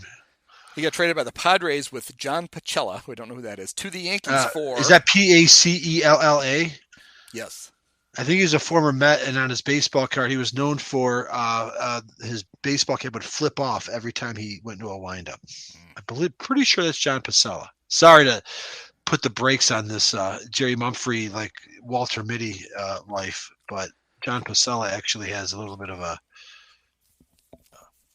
if that's the guy I'm thinking of. If not, then I totally apologize. So Jerry and John got traded to the Yankees for Rupert Jones, Joe Lefevre, not Jim, not his brother Jim, Joe Lefevre.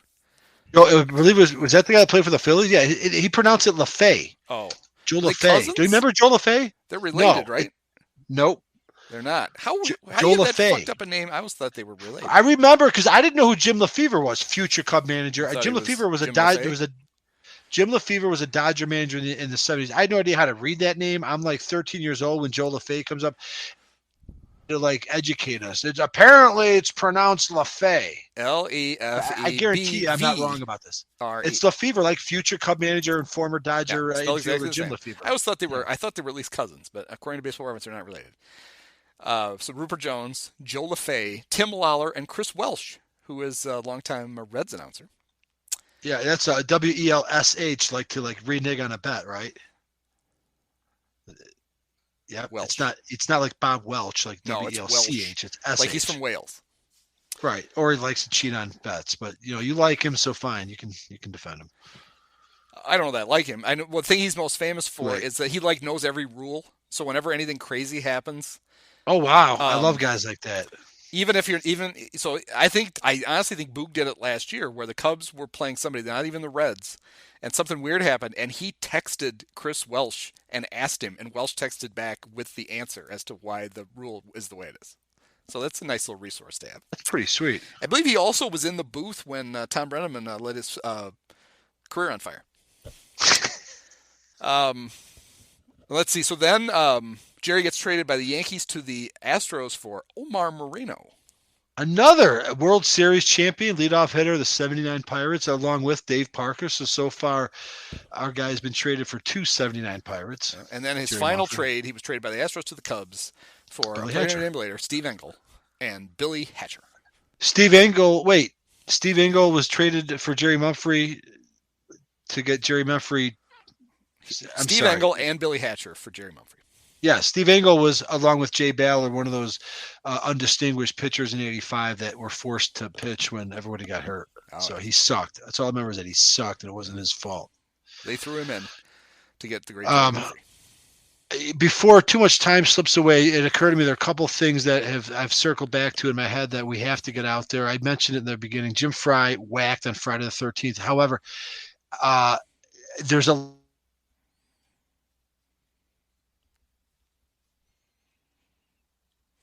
What do you think, guys? Should we hang in? Wait, think he'll unfreeze? Last time I talked to you, unfroze. This happens like 4 times a podcast. Here, we're gonna play again. We're gonna play if I can guess his story. The one he thinks he's telling right now, before he realizes that his internet froze and he's got to dial back in.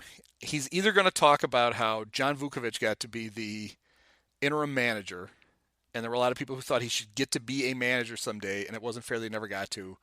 And I think he was an interim for the Cubs and the Phillies and never got like a full-time job. He's 1-1 for the Cubs that year. Or he's going to tell the story about how Dallas goes out and gets Gene Michael from the Yankees, Stick, who would later be famous as the as a general manager that helped build the dynasty before Brian Cashman took it over. And Gene Michael comes over to manage the Cubs, and even like early in his tenure, he's like, I'm an American League guy. I haven't really learned all the other players yet, but I'm going to figure it out. He was still saying that shit like his 3rd month on the job. The Cubs went 23-33 under Frey. They went 1-1 under Vuk, and they went 46-56 under Gene Michael. So they were shitty, no matter who was the manager. I'm back. Sorry. Okay. Tell the story, because what I just did was I just posited to the listeners what story you were about to tell when you froze.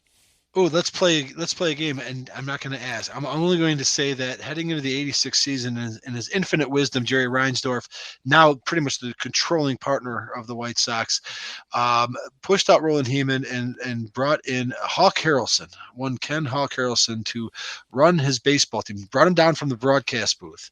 Harrelson had come in with a whole new regime in '82, just like Harry Carey came in with Dallas Green. But the Sox hired Early Wynn and Don Drysdale and Hawk Harrelson, and everything was different. They went to pay cable.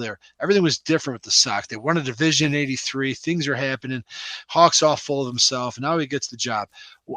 First thing that I remember, this was pointed out in a Sports Illustrated scorecard, or somebody wrote in a letter, that in the promotional materials going into the '86 season, where there's a huge caricature of Hawk and his big ass nose lording over the old Comiskey Park, that home plate was upside down. And this was the artwork that was on those pocket schedules that were distributed everywhere, liquor stores and 7-Elevens.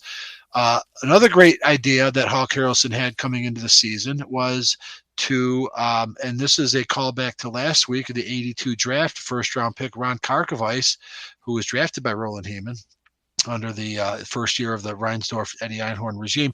Hawk Harrelson just had to have that catcher up, and very much brusquely pushed aging veteran and future Hall of Fame catcher Carlton Fisk to left field, which was a big circus of a media story in Chicago back then. It was all over such as it could be compared to now, all over the newspapers. So that was just great. But, still, what could go wrong? You've got future Hall of Fame manager Tony La Russa in the dugout. 3 years removed from a surprise championship. We're putting it together. We got new GM. Hawk's going to make it work. He's going to put a stamp on it. A week after Friday, 13th, Freyday. I want to say literally a week. when Jim Frey was relieved of his duties by Dallas Green, it seems somewhat impulsively, almost to not lose too much of the spotlight.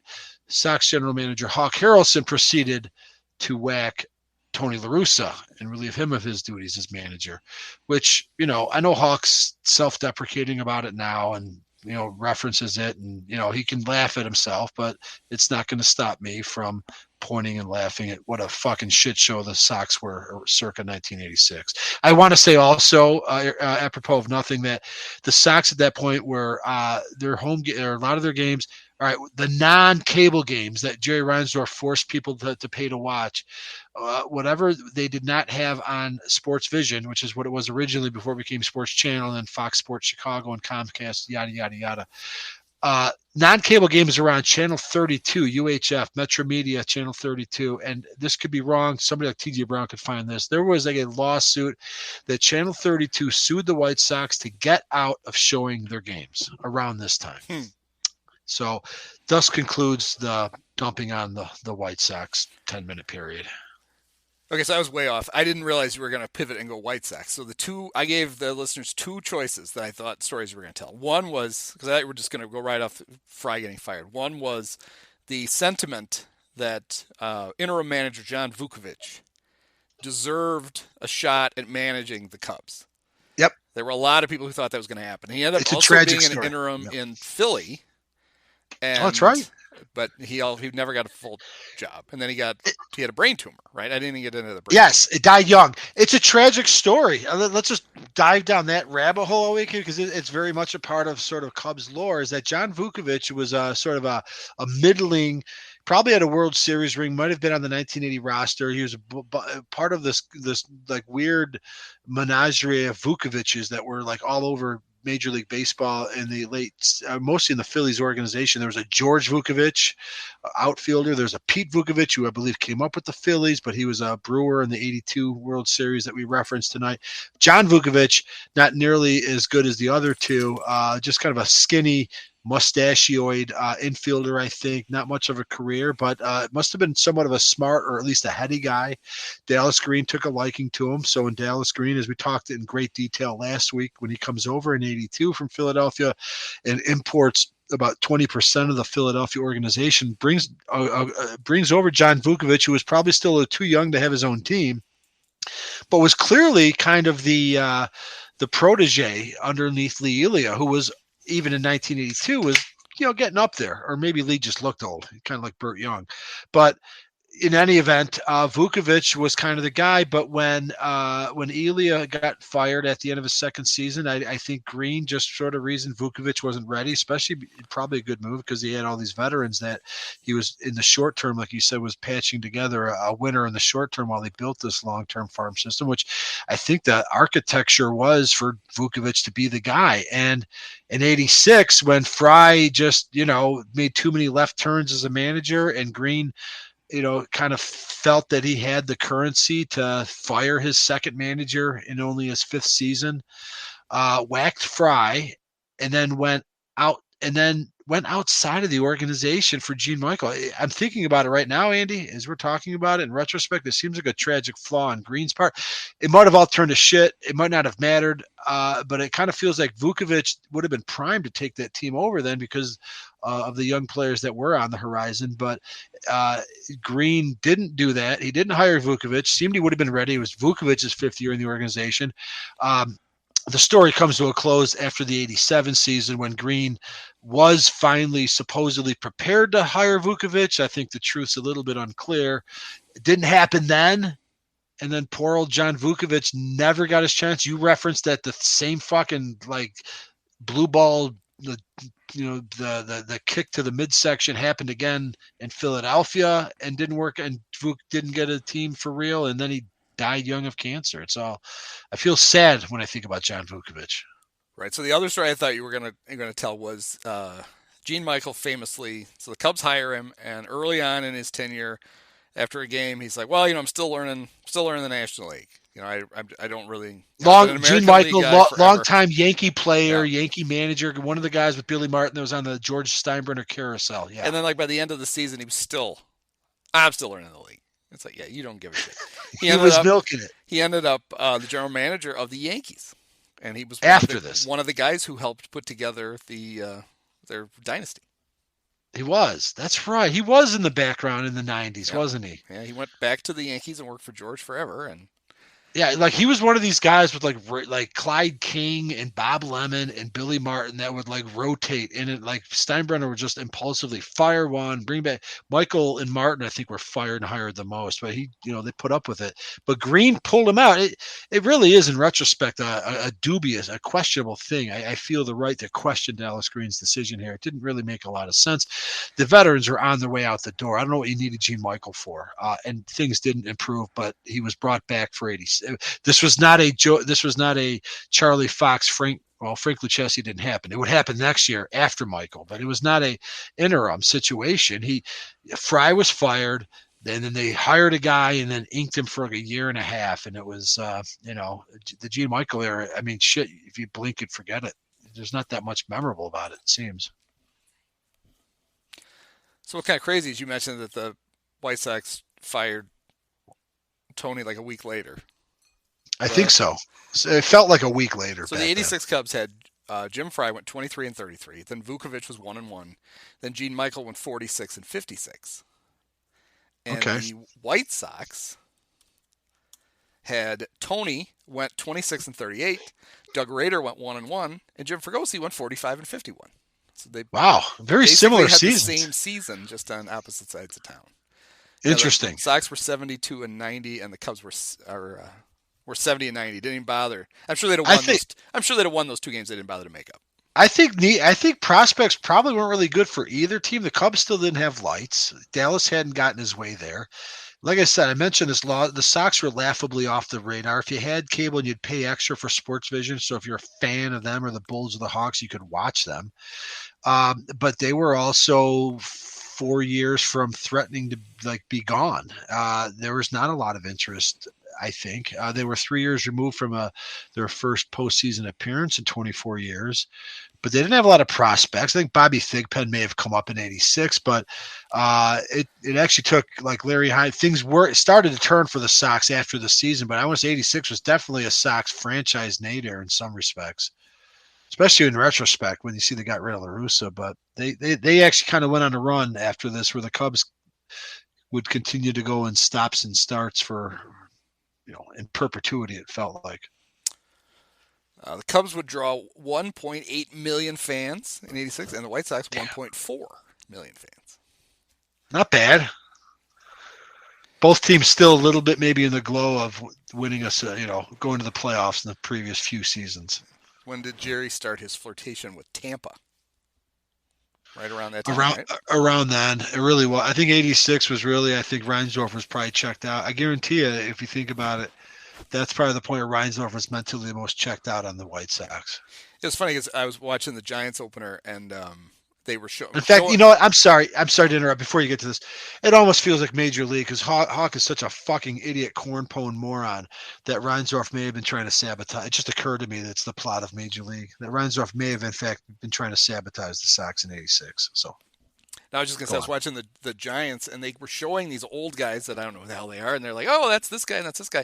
And then they were saying, he's one of the original owners in 93. They kept drawing this line in the sand at 93, and I was trying to figure out. For which franchise? For the Giants. And I realized that was when Peter McGowan was going to move them to Tampa. They were the next team, and this group of San Francisco investors bought the Giants and saved them. And then started all the work of getting the nice pack built. Pac Bell, which is now Oracle, I think. Well, it's some phone company. It's Oracle now. Sorry, it's not even a phone company. Those don't exist. But I was like, what the hell are you talking about? And I realized, oh, that's right. That was the next team in line with we'll pretend we're moving to Tampa so we can get a stadium.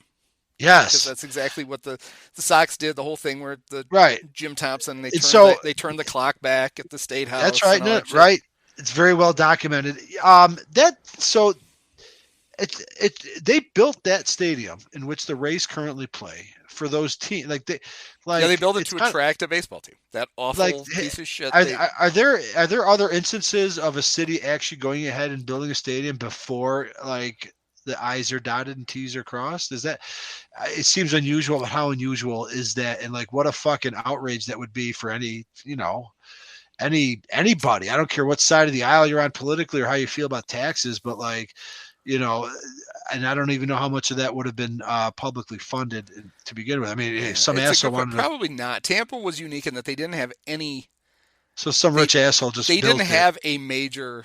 It was Vince Naimoli, right? Wasn't that the guy that built the I think Gold right. Coast Dome or whatever it was, and then became Tropicana Field and whatever. I mean, they built it with the idea that before they get a baseball team, they could have like big events in it. It wouldn't be empty because it was a dome. So it's that's why it's a dome in Florida. But most teams that are trying to attract a baseball team have at least another. They have like a football team, like in Miami, and they didn't need to go. They didn't need to build the stadium right away because they could just retrofit Joe Robbie for a few years, and then but Tampa had a football team, but they had Tampa Stadium, but then they built right. Yeah, they built. They could have maybe worked. Forgot about the Bucks in the 90s. Right, it's not a one sport town, but yeah, I don't know. It's a fucking eyesore. I know that. I've never been inside of it. I've driven by it. Yeah, it would be like you could see a city like Nashville. Be like, fuck it, we'll build the stadium, and then we're gonna guarantee we'll get a team. The problem with it is, of course, you don't want to do that anymore because the owner they want to own the stadium. Yes, they want to own the stadium, and they want their fingers in it. They don't want a pre-built stadium. They want to do what they want to do with it. Well, they can build it themselves, then, is what I would say. So I don't know. Yeah, I would have to do a little more research. I don't know what the politics were about that stadium. I just know it got built and it was fucking empty. 60 Minutes did a piece on it in the late 90s or midnight before the Rays finally solved that problem by moving into that unholy creation. Yeah, and they've been trying. It's weird. It's just they've been trying to get out of it ever since. But yeah, I think it was the inertia coming from Chicago with a franchise that seemed to be really slumming along that sort of put that in motion. And apparently it's built on the wrong side of the bay, and so everybody has to go across the bridge to get there. Yep. And it makes traffic, and that bridge can be a pain in the ass. Makes traffic a nightmare, and they just got it all wrong. Yeah. Yeah, so in spite of Hawk Harrelson's best efforts, the Sox would not move to Florida. And, despite everything else, the Cubs, like I said, it's weird to think that they're 2 years removed from a division made up by 3 years removed in the future from another division championship comprised of all these players that weren't quite there yet, although some were. Yeah, there's not a lot. It's funny. There's not a lot of crossover between the 84 Cubs and 89 Cubs. There's three guys. They all begin with the letter S: Sanderson, Sandberg, and Sutcliffe. Only three that were on both. And they're 6 years apart, but that still seems pretty low. I always feel that there wasn't any like young talent other than Sandberg on the 84 Cubs. Well, Joe Carter, who was flipped. Yeah, he was gone before they got. They wouldn't. Well, have been, right. They wouldn't young have been talent. They wouldn't have been the 84 Cubs without. Sandberg was the only young talent on the 84 Cubs. I mean, like after him, it's like Jody and Moreland. Yeah.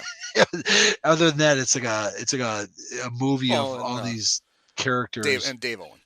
Don't forget Dave. And young Dave Owen. Yes, certainly not old Tom Verizon, who was also a backup shortstop in '84. So I got a question for you. If the White Sox had left, would Chicago have two baseball teams today? Yeah, because somebody would move in with lights. If they left by '87, but wheels were in motion. Otherwise, everything else being equal, would the Cubs still be in Wrigley? And I don't think there'd be another team. South Side, yeah, I don't know. I mean, the Sox are a South Side team. You'd have to convince somebody that's worth investing in, and it's obviously fucking like population-wise, more than 50% of the residents of Chicago. But I don't know. I remember Mayor Daley always threatened if the Bears left the city limits, he was going to get an AFC team. I know. So, sure you are. That seems like a good idea. Of course, yeah. 1986 is that weird, 13-year period in the 50-year period that wasn't in which Chicago wasn't ruled by a Daley. So Jim Thompson, who was the guy that kind of stuck his neck out to keep the Sox in, he was the governor. And Harold Washington was still the mayor in '86, but he would die in '87. I mean, there's a lot kind of going on in Chicago at this time too. But yeah, honestly, I feel like the Sox were teetering, and the Cubs weren't really in that much better shape. Like I said, they didn't close the deal on Lights. Yeah, they're 2 years removed from a nice championship. That was still an old ballpark, and I do feel that, in my own view, that Dallas Green almost kind of paid the price for having too much success too soon when he just fucking decided, let's build a winner. Yeah, I've got an. It wasn't really about the money, but it was like I can pretty much do whatever I want. Whatever, change the culture, wins the division kind of surprisingly, long before his ingredients have been baked and his farm system is ready.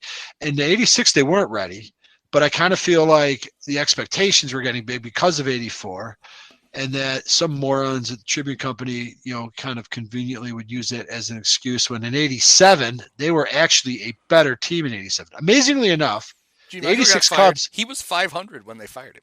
The '86 Cubs did not finish in last place. The '87 Cubs did, but the '87 Cubs were a better team than the '86 Cubs. They were, and there was obvious promise on it. And by then, these young guys that we're talking about in '86 that are getting their cup of coffee, Dave Martinez's, Jamie Moyer, Damon. I don't know if you said Barry Hill was on the '86 Cubs, but Maddox. He wasn't, but some of these guys that had peeped up, '87 started really showing some stuff. Then you could get excited. Dunston, had turned a corner by '87, but I kind of feel like Green had burned some bridges, pissed off enough, people who already had sticks up their asses at Tribune, and he lost some currency because they did lose for a while. '86 was a bad season that was probably used against them, even though it was like shit. If you could exercise some patience, hold out here. Let me, I know what I'm doing here. It didn't happen. It's a whole alternate history. You can go on and on about it, but to me, it's a very there have been plenty of rebuilding projects that have gotten derailed by premature success, and the plan goes out the window.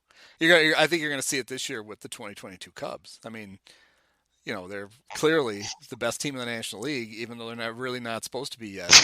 Shut the fuck up. And I can see Jed making all kinds of short-sighted deals to win the World Series this year, and that's just it's really going to ruin things. Brennan Davis for Austin Slater. Let's go. Who says no? Now, one of the things about those mid '80s Cubs teams that was really good was there was a real spirit of collegiality, and even like the wife of one of the players, she kept an eye out for the young guys coming up. Right, especially the ones from Latin backgrounds. Right. If you had a nice tan, she would take you under her wing or corn cobs, whatever it was. It's like a sort of unofficial ambassador type of a thing that was all kind of tied into. Show you around town, show you all the hot spots. We've hardly talked about Rhino. I mean, we don't. We will cover him. We're gonna get through 32 of these, and talk about Hall of Fame second baseman Ryan Sandberg for I think the most I talked about him was bitching about the fact that he big timed his way back onto the team after the after the '95 Cubs put together a win streak that he just happened to be at. No, but we talked about him last week as the third. I mean, obviously he's got a 15-year career. I'm not worried that we're going to run out of Ryan Sandberg content. It's just funny that '86 he was as a player, he was kind of maintaining that level that he had rocketed to in '84. Yeah, I was looking. He actually didn't have a very good year. It wasn't bad. Okay. He hit 284, which seems good, but he only a 330 on base, 411 slug. He hit 14 homers and 76 RBIs. He did steal 34 bases, and obviously, he probably went the whole season without an error, so that probably helped. Well, and he stole 50 some odd the year before. Yeah, but not a great season. Yeah, could have been. '86 was his third straight Gold Glove. He did not win the Silver Slugger that year. There was a gap there. He won it in '84 and '5, and then didn't win it again. Who the fuck won it in '86? Was it Bill Dorn or Juan Samuel? Juan Samuel. It was probably that bastard Juan Samuel. Maybe let's see, 1986 second baseman. They all seem to reside in the East. It would have been Johnny Ray. Oh, Jesus Christ! Really? No, I don't know. Let's see. No bullshit. Tommy Herr had 1 year had 9 homers and 100 RBIs, which is ridiculous. Steve Sachs. He had 100 Silver Slugger. Steve Sachs got the L.A. Silver media. Slugger. Let's see what Steve Sachs did in 1986. We He used to say Sachs and Sandberg were both rookies in '82, and Sachs was slightly better, and he was the rookie of the year. I remember though going to games in '83, and the chant was, "Eat your heart out, I'm Sachs." I'm going to allow it. I'm going to allow Steve Sachs's Silver Slugger.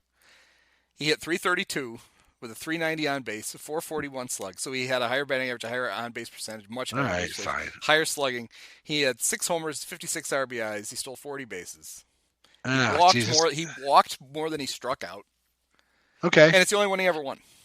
that's So, fine. Let him have it. It was a down year for Rhino. and It was not a good back when he year. was still throwing the ball to first base on the fly. So they That's had right. that going for him. Which is Well, nice. his yips were like before this. He had been cured by then, I think. His yips, I thought, were like 83, 84. Now they started giving the Silver Slugger out in 1980. The award doesn't go back any farther than that. Who do you think won the first 2 at second base?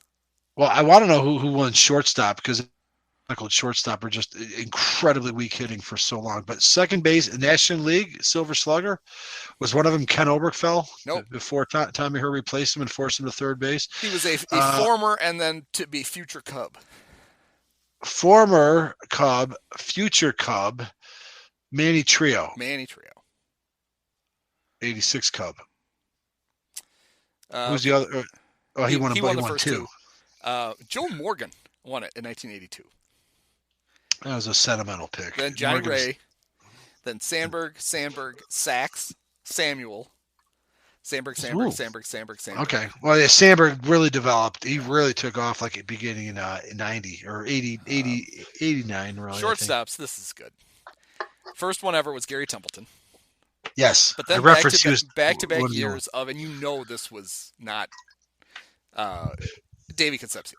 There's no way. Oh, my God. Jesus Christ. He won a Silver Slugger. Davey Concepcion has Silver Sluggers in his apartment in the Dominican. Then Dickie Thon, before Mike Torres put one in his We eye. talked about Dickie Thon, right. He actually could have been a breakout shortstop. Templeton won it again. Hubie Brooks won it twice. Ozzie Smith won it. Hubie Brooks was a shortstop? I thought he was third base. Well, he was playing shortstop in 85. All right. I'll allow it. Choice. Barry Larkin won it a whole bunch. Well, Larkin then would take over. Yes, the most common winners of the Silver Slugger, and I kind of like this. They break it down even the outfield by position, do they? Maybe they left, center, and right. No, they don't. It's just outfield, left field. So they're just going to get the 3 guys who won it the most. The pitcher who won it the most times, Mike Hampton. Okay, sure. Well, it should have been Carlos, but whatever. The catcher who won it the most times was Piazza. Mike Piazza. I would not have guessed this first baseman. He's first current. Baseman. He's a current first baseman. He's current, and I guess I would have just figured it was Albert. Yeah, but Albert played some third, some outfield DH. It's not. It's a teammate of Albert's now. It's a teammate of Albert's now. Goldschmidt has won more Silver Sluggers than any other first baseman in history. Yes. Oh, wow. Second baseman is Sandberg. Excellent. Third baseman is Mike Schmidt, who basically won it he won it the first 6 years. Yep. Okay. Barry Larkin is the most. He's the shortstop who won it the most. He's won it by far the most. And the outfielders, there's Bonds. a Cub. Yes. 2 Hall of Famers and then a Cub. Jock Jones. Yes, Jock Jones. The Cub is Sammy, right? Sammy Sosa. Barry Bonds, Tony Gwynn, and Sammy Sosa. Oh, Gwynn got one. Okay. Actually, Goldschmidt is tied for the most. He's Goldschmidt, Helton, and Pujols have all won it 4 times. So I don't know what. I don't know why they rank him first. Okay. But yeah, Hampton won it 5 times. Glavine won it 4. Did Maddox ever win it? I guess not. Maddox was too crafty. He's not bashing homers. He was too busy winning all the Gold Gloves. 18 of them. That's right. Yeah. Yeah, Piazza won it 10 times. Pudge Rodriguez won it 7. So they're mixing everybody in this one because they have the National League here, and then because Pudge didn't win it 7 times in the National League. I'm trying to look for other Cubs that are on here multiple times. Carlos Zambrano won it 3 times. Just 3 though. Hampton's got 5. Okay. Paul Bacco won it once at catcher. Fuck you. Let's see. Has a Cub ever won it at first base? My guess would be Lee, right? Yeah, it'd have to be Derek Lee. Because the thing is, Actually, I don't think he did. I think Pujols won it that year. oh shit, kinda yeah, like Pujols would have blocked him out. Yeah, Derek never won it. Fred McGriff won it 3 times, but I can't imagine. But now Those it's the were Cubs. No. Let's see, Sandberg 7. Any other Cubs? That's second. Sosa. Yes, well, Sosa is so Sandberg. TJ LeMahieu. Oh, probably not with the Cubs. Third base. Aramis? Did he ever win it? I'd love to think so. Howard Johnson won it twice. Think he won it with the Cubs ever? We went over the 95 Cubs. No Andy. Cubs. There's not at a third. fucking chance, Howard Johnson. That's too bad. I feel bad for Aramis there. Probably deserved one. Shortstops. Shortstops is just funny. I would have thought Javi would have won it the year he hit the 100. Yeah, he was a second MVP. How the hell did he not? Javi did not win it. Who the hell won it? That's 2019. Outfielders: Sosa, Dawson, George Bell. I don't think he won it for the Cubs. No. Joey Hamilton. Did Joey Hamilton win it when remember the Cubs? He was a Rule 5 pick of the Cubs. For 2 days until Henry flipped him to the Reds. Yeah, I do remember that. Moises Alou, probably not as a Cub. Not with a Cub, although Dusty Baker, do those count? Redeem himself. He won it twice. Really? Yep. Wow. He was old. Dusty was a good player. It didn't. I know he was, but he was old by 1980. You said the Silver Slugger's first year was 1980. Yeah. Dusty was kind of at the end of the line. No wonder he liked veterans. Carlos Gonzalez. Did he win it as a Cub? Remember he played for the Cubs for I remember the diving. Weeks? Didn't he make a diving catch on the track? Yeah, he had a big home run too, and then he had to go. Yeah. Cargo. Boy, that's it. Yeah, there are a few former Cubs on there. Willie Wilson won it twice. Probably not with the Cubs. And there was an 86. No, there was not. There were no 86 Cubs winning Silver Sluggers. Probably no Gold Gloves. No 10 wins. Who would be the leader in home runs in 86? If I could hazard a guess. Did we already cover this? No. Cubs. The Cubs leader in home runs? Or the baseball leader in home runs? No, the Cubs. Oh. I just sort of brought it back to the 86 Cubs. My apologies. 2 guys hit 21. 2 guys hit 21 homers. And so one of those would have, it wasn't Sandberg because you said he only hit 14. Yep. Leon Durham. Nope. Leon hit 20. Oh. Yeah, Leon, we didn't really mention my hero much. I think he was a little snorting a little too much of the powder and it was on his way out. He had a decent year in 86. He was actually on the team until 88. Grace replaced him in May.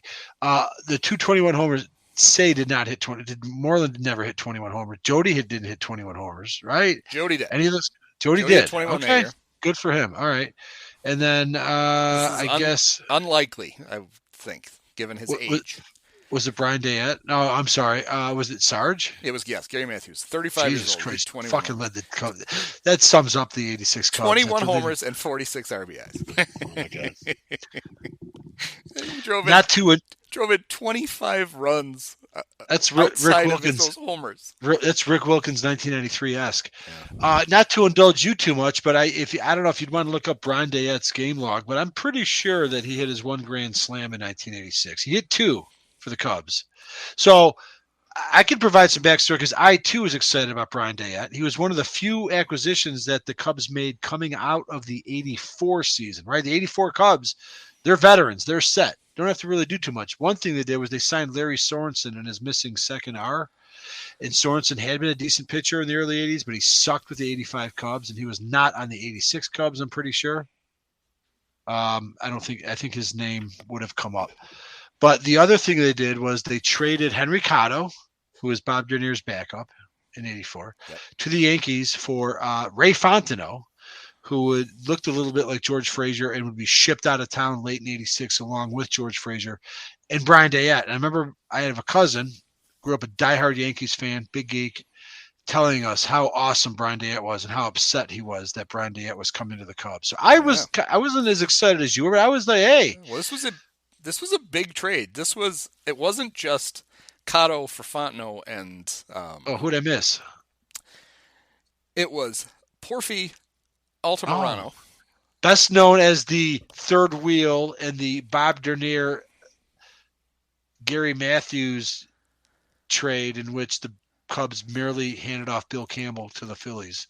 So Porfy was the third Cub in that trade. So they flipped Porfy. Wow, he's like the Porfy, golden ticket. Henry Cotto, Rich Bordy, who I argue was a better relief pitcher than Ray Fontenot, 100%. and Ron Hasse for Fontenot and Dayett. Wow, more memorable names. So Weird thing about the '86 era is that a lot of these trades you mentioned, usually, like I said earlier, you mentioned these trades. I don't even know half the guy. I can't even from the '80s, but Ron Hasse's come up multiple times tonight. yeah, so Dayett had played. He spent most of '84 in Columbus playing for the Clippers. Yankees farmhand. He had 301 with a 389 on base and a 464 slug. He was a legit Probably prospect. teammates The with problem Don was he had Mattingly. Yeah, he was stuck. Well, he was teammates with Mattingly, but he was an outfielder. Right, but I don't know who the Yankees had, but he spent way too much time in the minors. He was basically Patrick Wisdom. He was 28 for the '85 Cubs. He got called up, I see now, in '83 and '84 and '85 for the Cubs. That might have been his one grand slam, though. He had one homer and four RBIs in that whole season. Yeah, so he got as close as he ever got as a run with the Cubs was in '87, and he had 277, 348, 452, 5 homers, 25 RBIs, walked 20 times in 177 at bats. He was pretty good because he was also 30 years old by then, and they sold him to a team in Japan. That's one of those deals where his agent works out a deal, and the Cubs have to let him out of his contract. So he went to fight Ham in Nippon. Right, Nippon ham fighter. Talked about like the sad tale of George Frazier, the tragedy of John Vukovic, and now I've got the heartstrings pulling for Brian Dayett because he had a 800 OPS in 100. I mean, like he performed at least for the Cubs, at least in the last two seasons. It's not like they were just so loaded that they were like, oh, we don't have room for this guy. But you're right. He was 30 by 1987, but he put up an 800 OPS.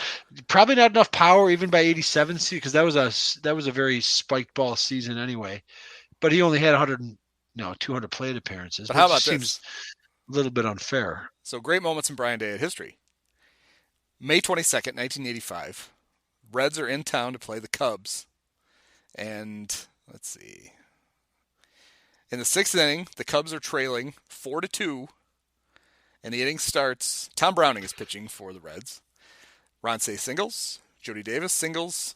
Say goes all the way to second. Leon Durham walks. That brings up Larry Boa. Larry grounds out to the third baseman. They go home. So the bases are still loaded. And Brian Dayett pinch hits for Dennis Eckersley. And on the first pitch, he hits a grand slam. And the Cubs. That's one of them. 6. He did it that early in his career. That wasn't his first career homer, right? No, I'm sorry. He actually hit 4 homers for the Yankees. Yeah, that was his first as a Cub was a grand slam in '85. Okay. I knew I called one of those. And then, okay. Wow. And who was that off of? Sorry? Tom Browning.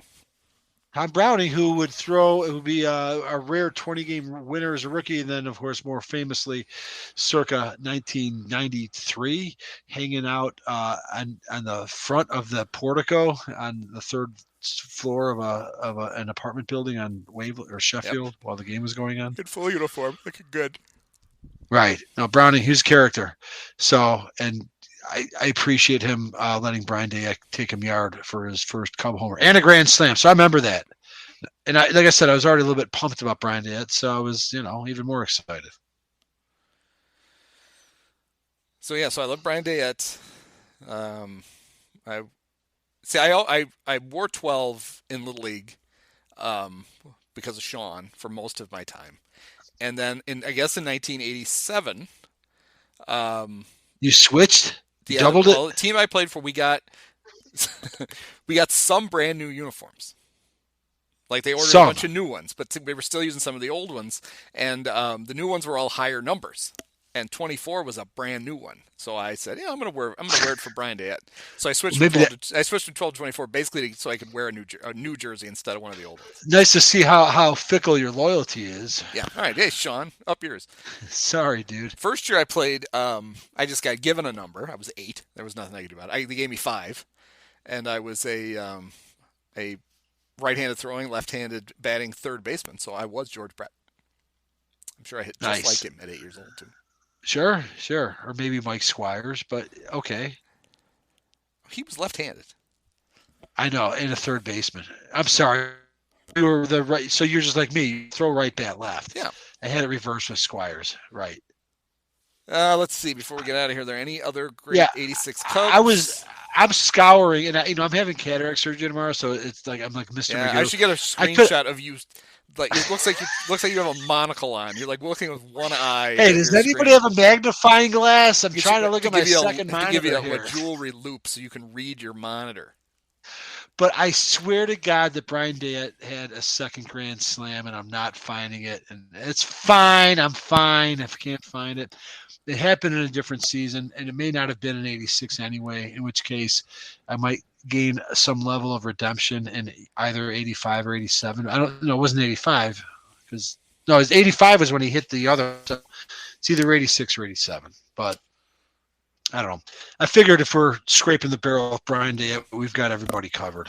I don't think we've failed to make anybody. Yeah, we talked about Jay Baller because he came in and blew that state. One of the great baseball cards of all time is Jay Baller's 86 or 87 baseball card. I don't know which it is, but lots of chest hair, looking great. Right, you just can hear the porn music when you like look at the card. Frank Patino pitched for the Cubs that year. He would pitch there the next year too, and he would be teammates with Mark Grace, and then later they would get in a fight when he was pitching for the Cardinals. Some shit happened. Some shit went down between those two. I don't know what. But yeah, it came out in very dramatic. And we broke it down, I think, because we covered 89. It came out in 89, but yeah, they were teammates in 86. So that's about it. But the podcast I think we thought we were going to do today is one we'll do when they get 87, which is saying goodbye to all these guys. I didn't realize they lingered an extra year. Now I'm ready. No, I didn't either. In my head, 86, that goodbye Penguin, goodbye Sarge. It was like the Wizard of Oz in reverse. It was goodbye. Moreland was kind of on his way out. No, they were all there, and they came back for one more. Yeah, I don't know what Dallas was thinking. I can't imagine why his kids weren't ready. Like I said, the 86 was the gap, and I think it was used against Dallas because they were so bad. But there was reinforcements around the way. It just wasn't obvious from the perspective of 1986. So I hope we gave it its due. Certainly gave it a long due. It's almost 2 hours talking about the 86 Cubs. Is there some inverse relationship between? No, we know that's not true because we did do 3 hours for the 2003 Cubs. So. Yes, but people demanded that, and that one got consumed in large numbers. I don't know that we'll do as well with the 86 Cubs. Let's see how many people listen to the end. Let's see how many people get to the Brian Dayett misinformation campaign. Did he have one grand slam or two at the end of the podcast? I don't know. I don't call know. Him up, have him on. He can describe all of his grand slams to us. Now that's an idea. Let's get some of these guys on. Picture of my Little League 24 jersey. It'd be great. I can ask Jim Tracy how he felt when his number wasn't in the program, even though he was in the lineup in 1980. I actually remember that year. I got I don't remember what year I got the Ryan Sandberg glove. It was a great glove, and it's since been lost. Bought it at Farm and Fleet. That's the best place to buy baseball gloves. But I love Farm and Fleet. I had that Sandberg glove, and that's the one that I got it at an age where I knew how to break it in, and it was as big a glove. I bought like an adult size glove because I was actually ready to handle an adult size glove, and I had that glove and all that. And I remember that year I decided I'm gonna be 24 forever, so I wrote my number in marker on right by the R on the webbing 24, so I could just grab it and go whenever no one would actually grab my glove. And I remember one of my friends giving me shit like, you wrote your number on it. There's no way you're ever gonna keep that stupid number. I think I only played a couple more years before I ran out of. We didn't have a high school baseball team. Couldn't play baseball in high school. We didn't have a team. Is that right? Yes. At Durant, you played football. Jesus Christ! Played football, basketball, how hard is ran it to track. put together? I mean, you think like the resources to put together a football team seems so enormous compared to baseball. How you just didn't have enough interest, is what you're saying? I guess not. My brother played. He played on the last team in a long time, and now they have a co-op with another school, so you can play baseball there again. In fact, that one started not long after I left. I would have done that. So. No, you had to play summer baseball instead. You couldn't. There was no spring. Although honestly, spring baseball sucks. Weather's terrible. I'm in the midst of it, dude. We've Playing had, in mud up and to your ass I'm all the just time. I'm just coaching like 11-year-olds But I house hated. league. But It's ironic because I'm a runner now, but I hated track so bad. I actually was pretty good so at did it, but I hated track. But if you're on the football team, you had to be on the track team. It was a rule. And then we won the conference every year because we were like the only team that had entered people in every single event because we had numbers. We had a big ass track team. So Duran was coming to kick your ass because it didn't matter how slow any of us were, we were scoring points. So. By the way, let's close this by bringing some closure and pointing out I was able to discern, and we'll talk about it if we want to. I'm sure you'll want to. But on June 3rd, 1987, in a 22-7 Cubs victory, Brian Dayett did, in fact, hit his second career grand slam early in the game off of Bob Knepper, who has been referred, not to be confused with Al Nipper or Bob Kipper. But Brian Dayett did hit 2 grand slams with the Cubs, not 1. And I have proof. So there you go. I'll sleep better knowing that. I know you will. Happy to help. All right. Well, it's the 86 Cubs. More than you ever wanted to know about them. By far. Everything you wanted to know about the 86 minutes. Cubs, but did not care to ask. Yeah, I honestly feel for once we didn't leave a single stone unturned. I'd be shocked if there's anything I think about after. All right. Well, thanks, Mike. Sounds good. Thanks, Andy. Many of us have herpes.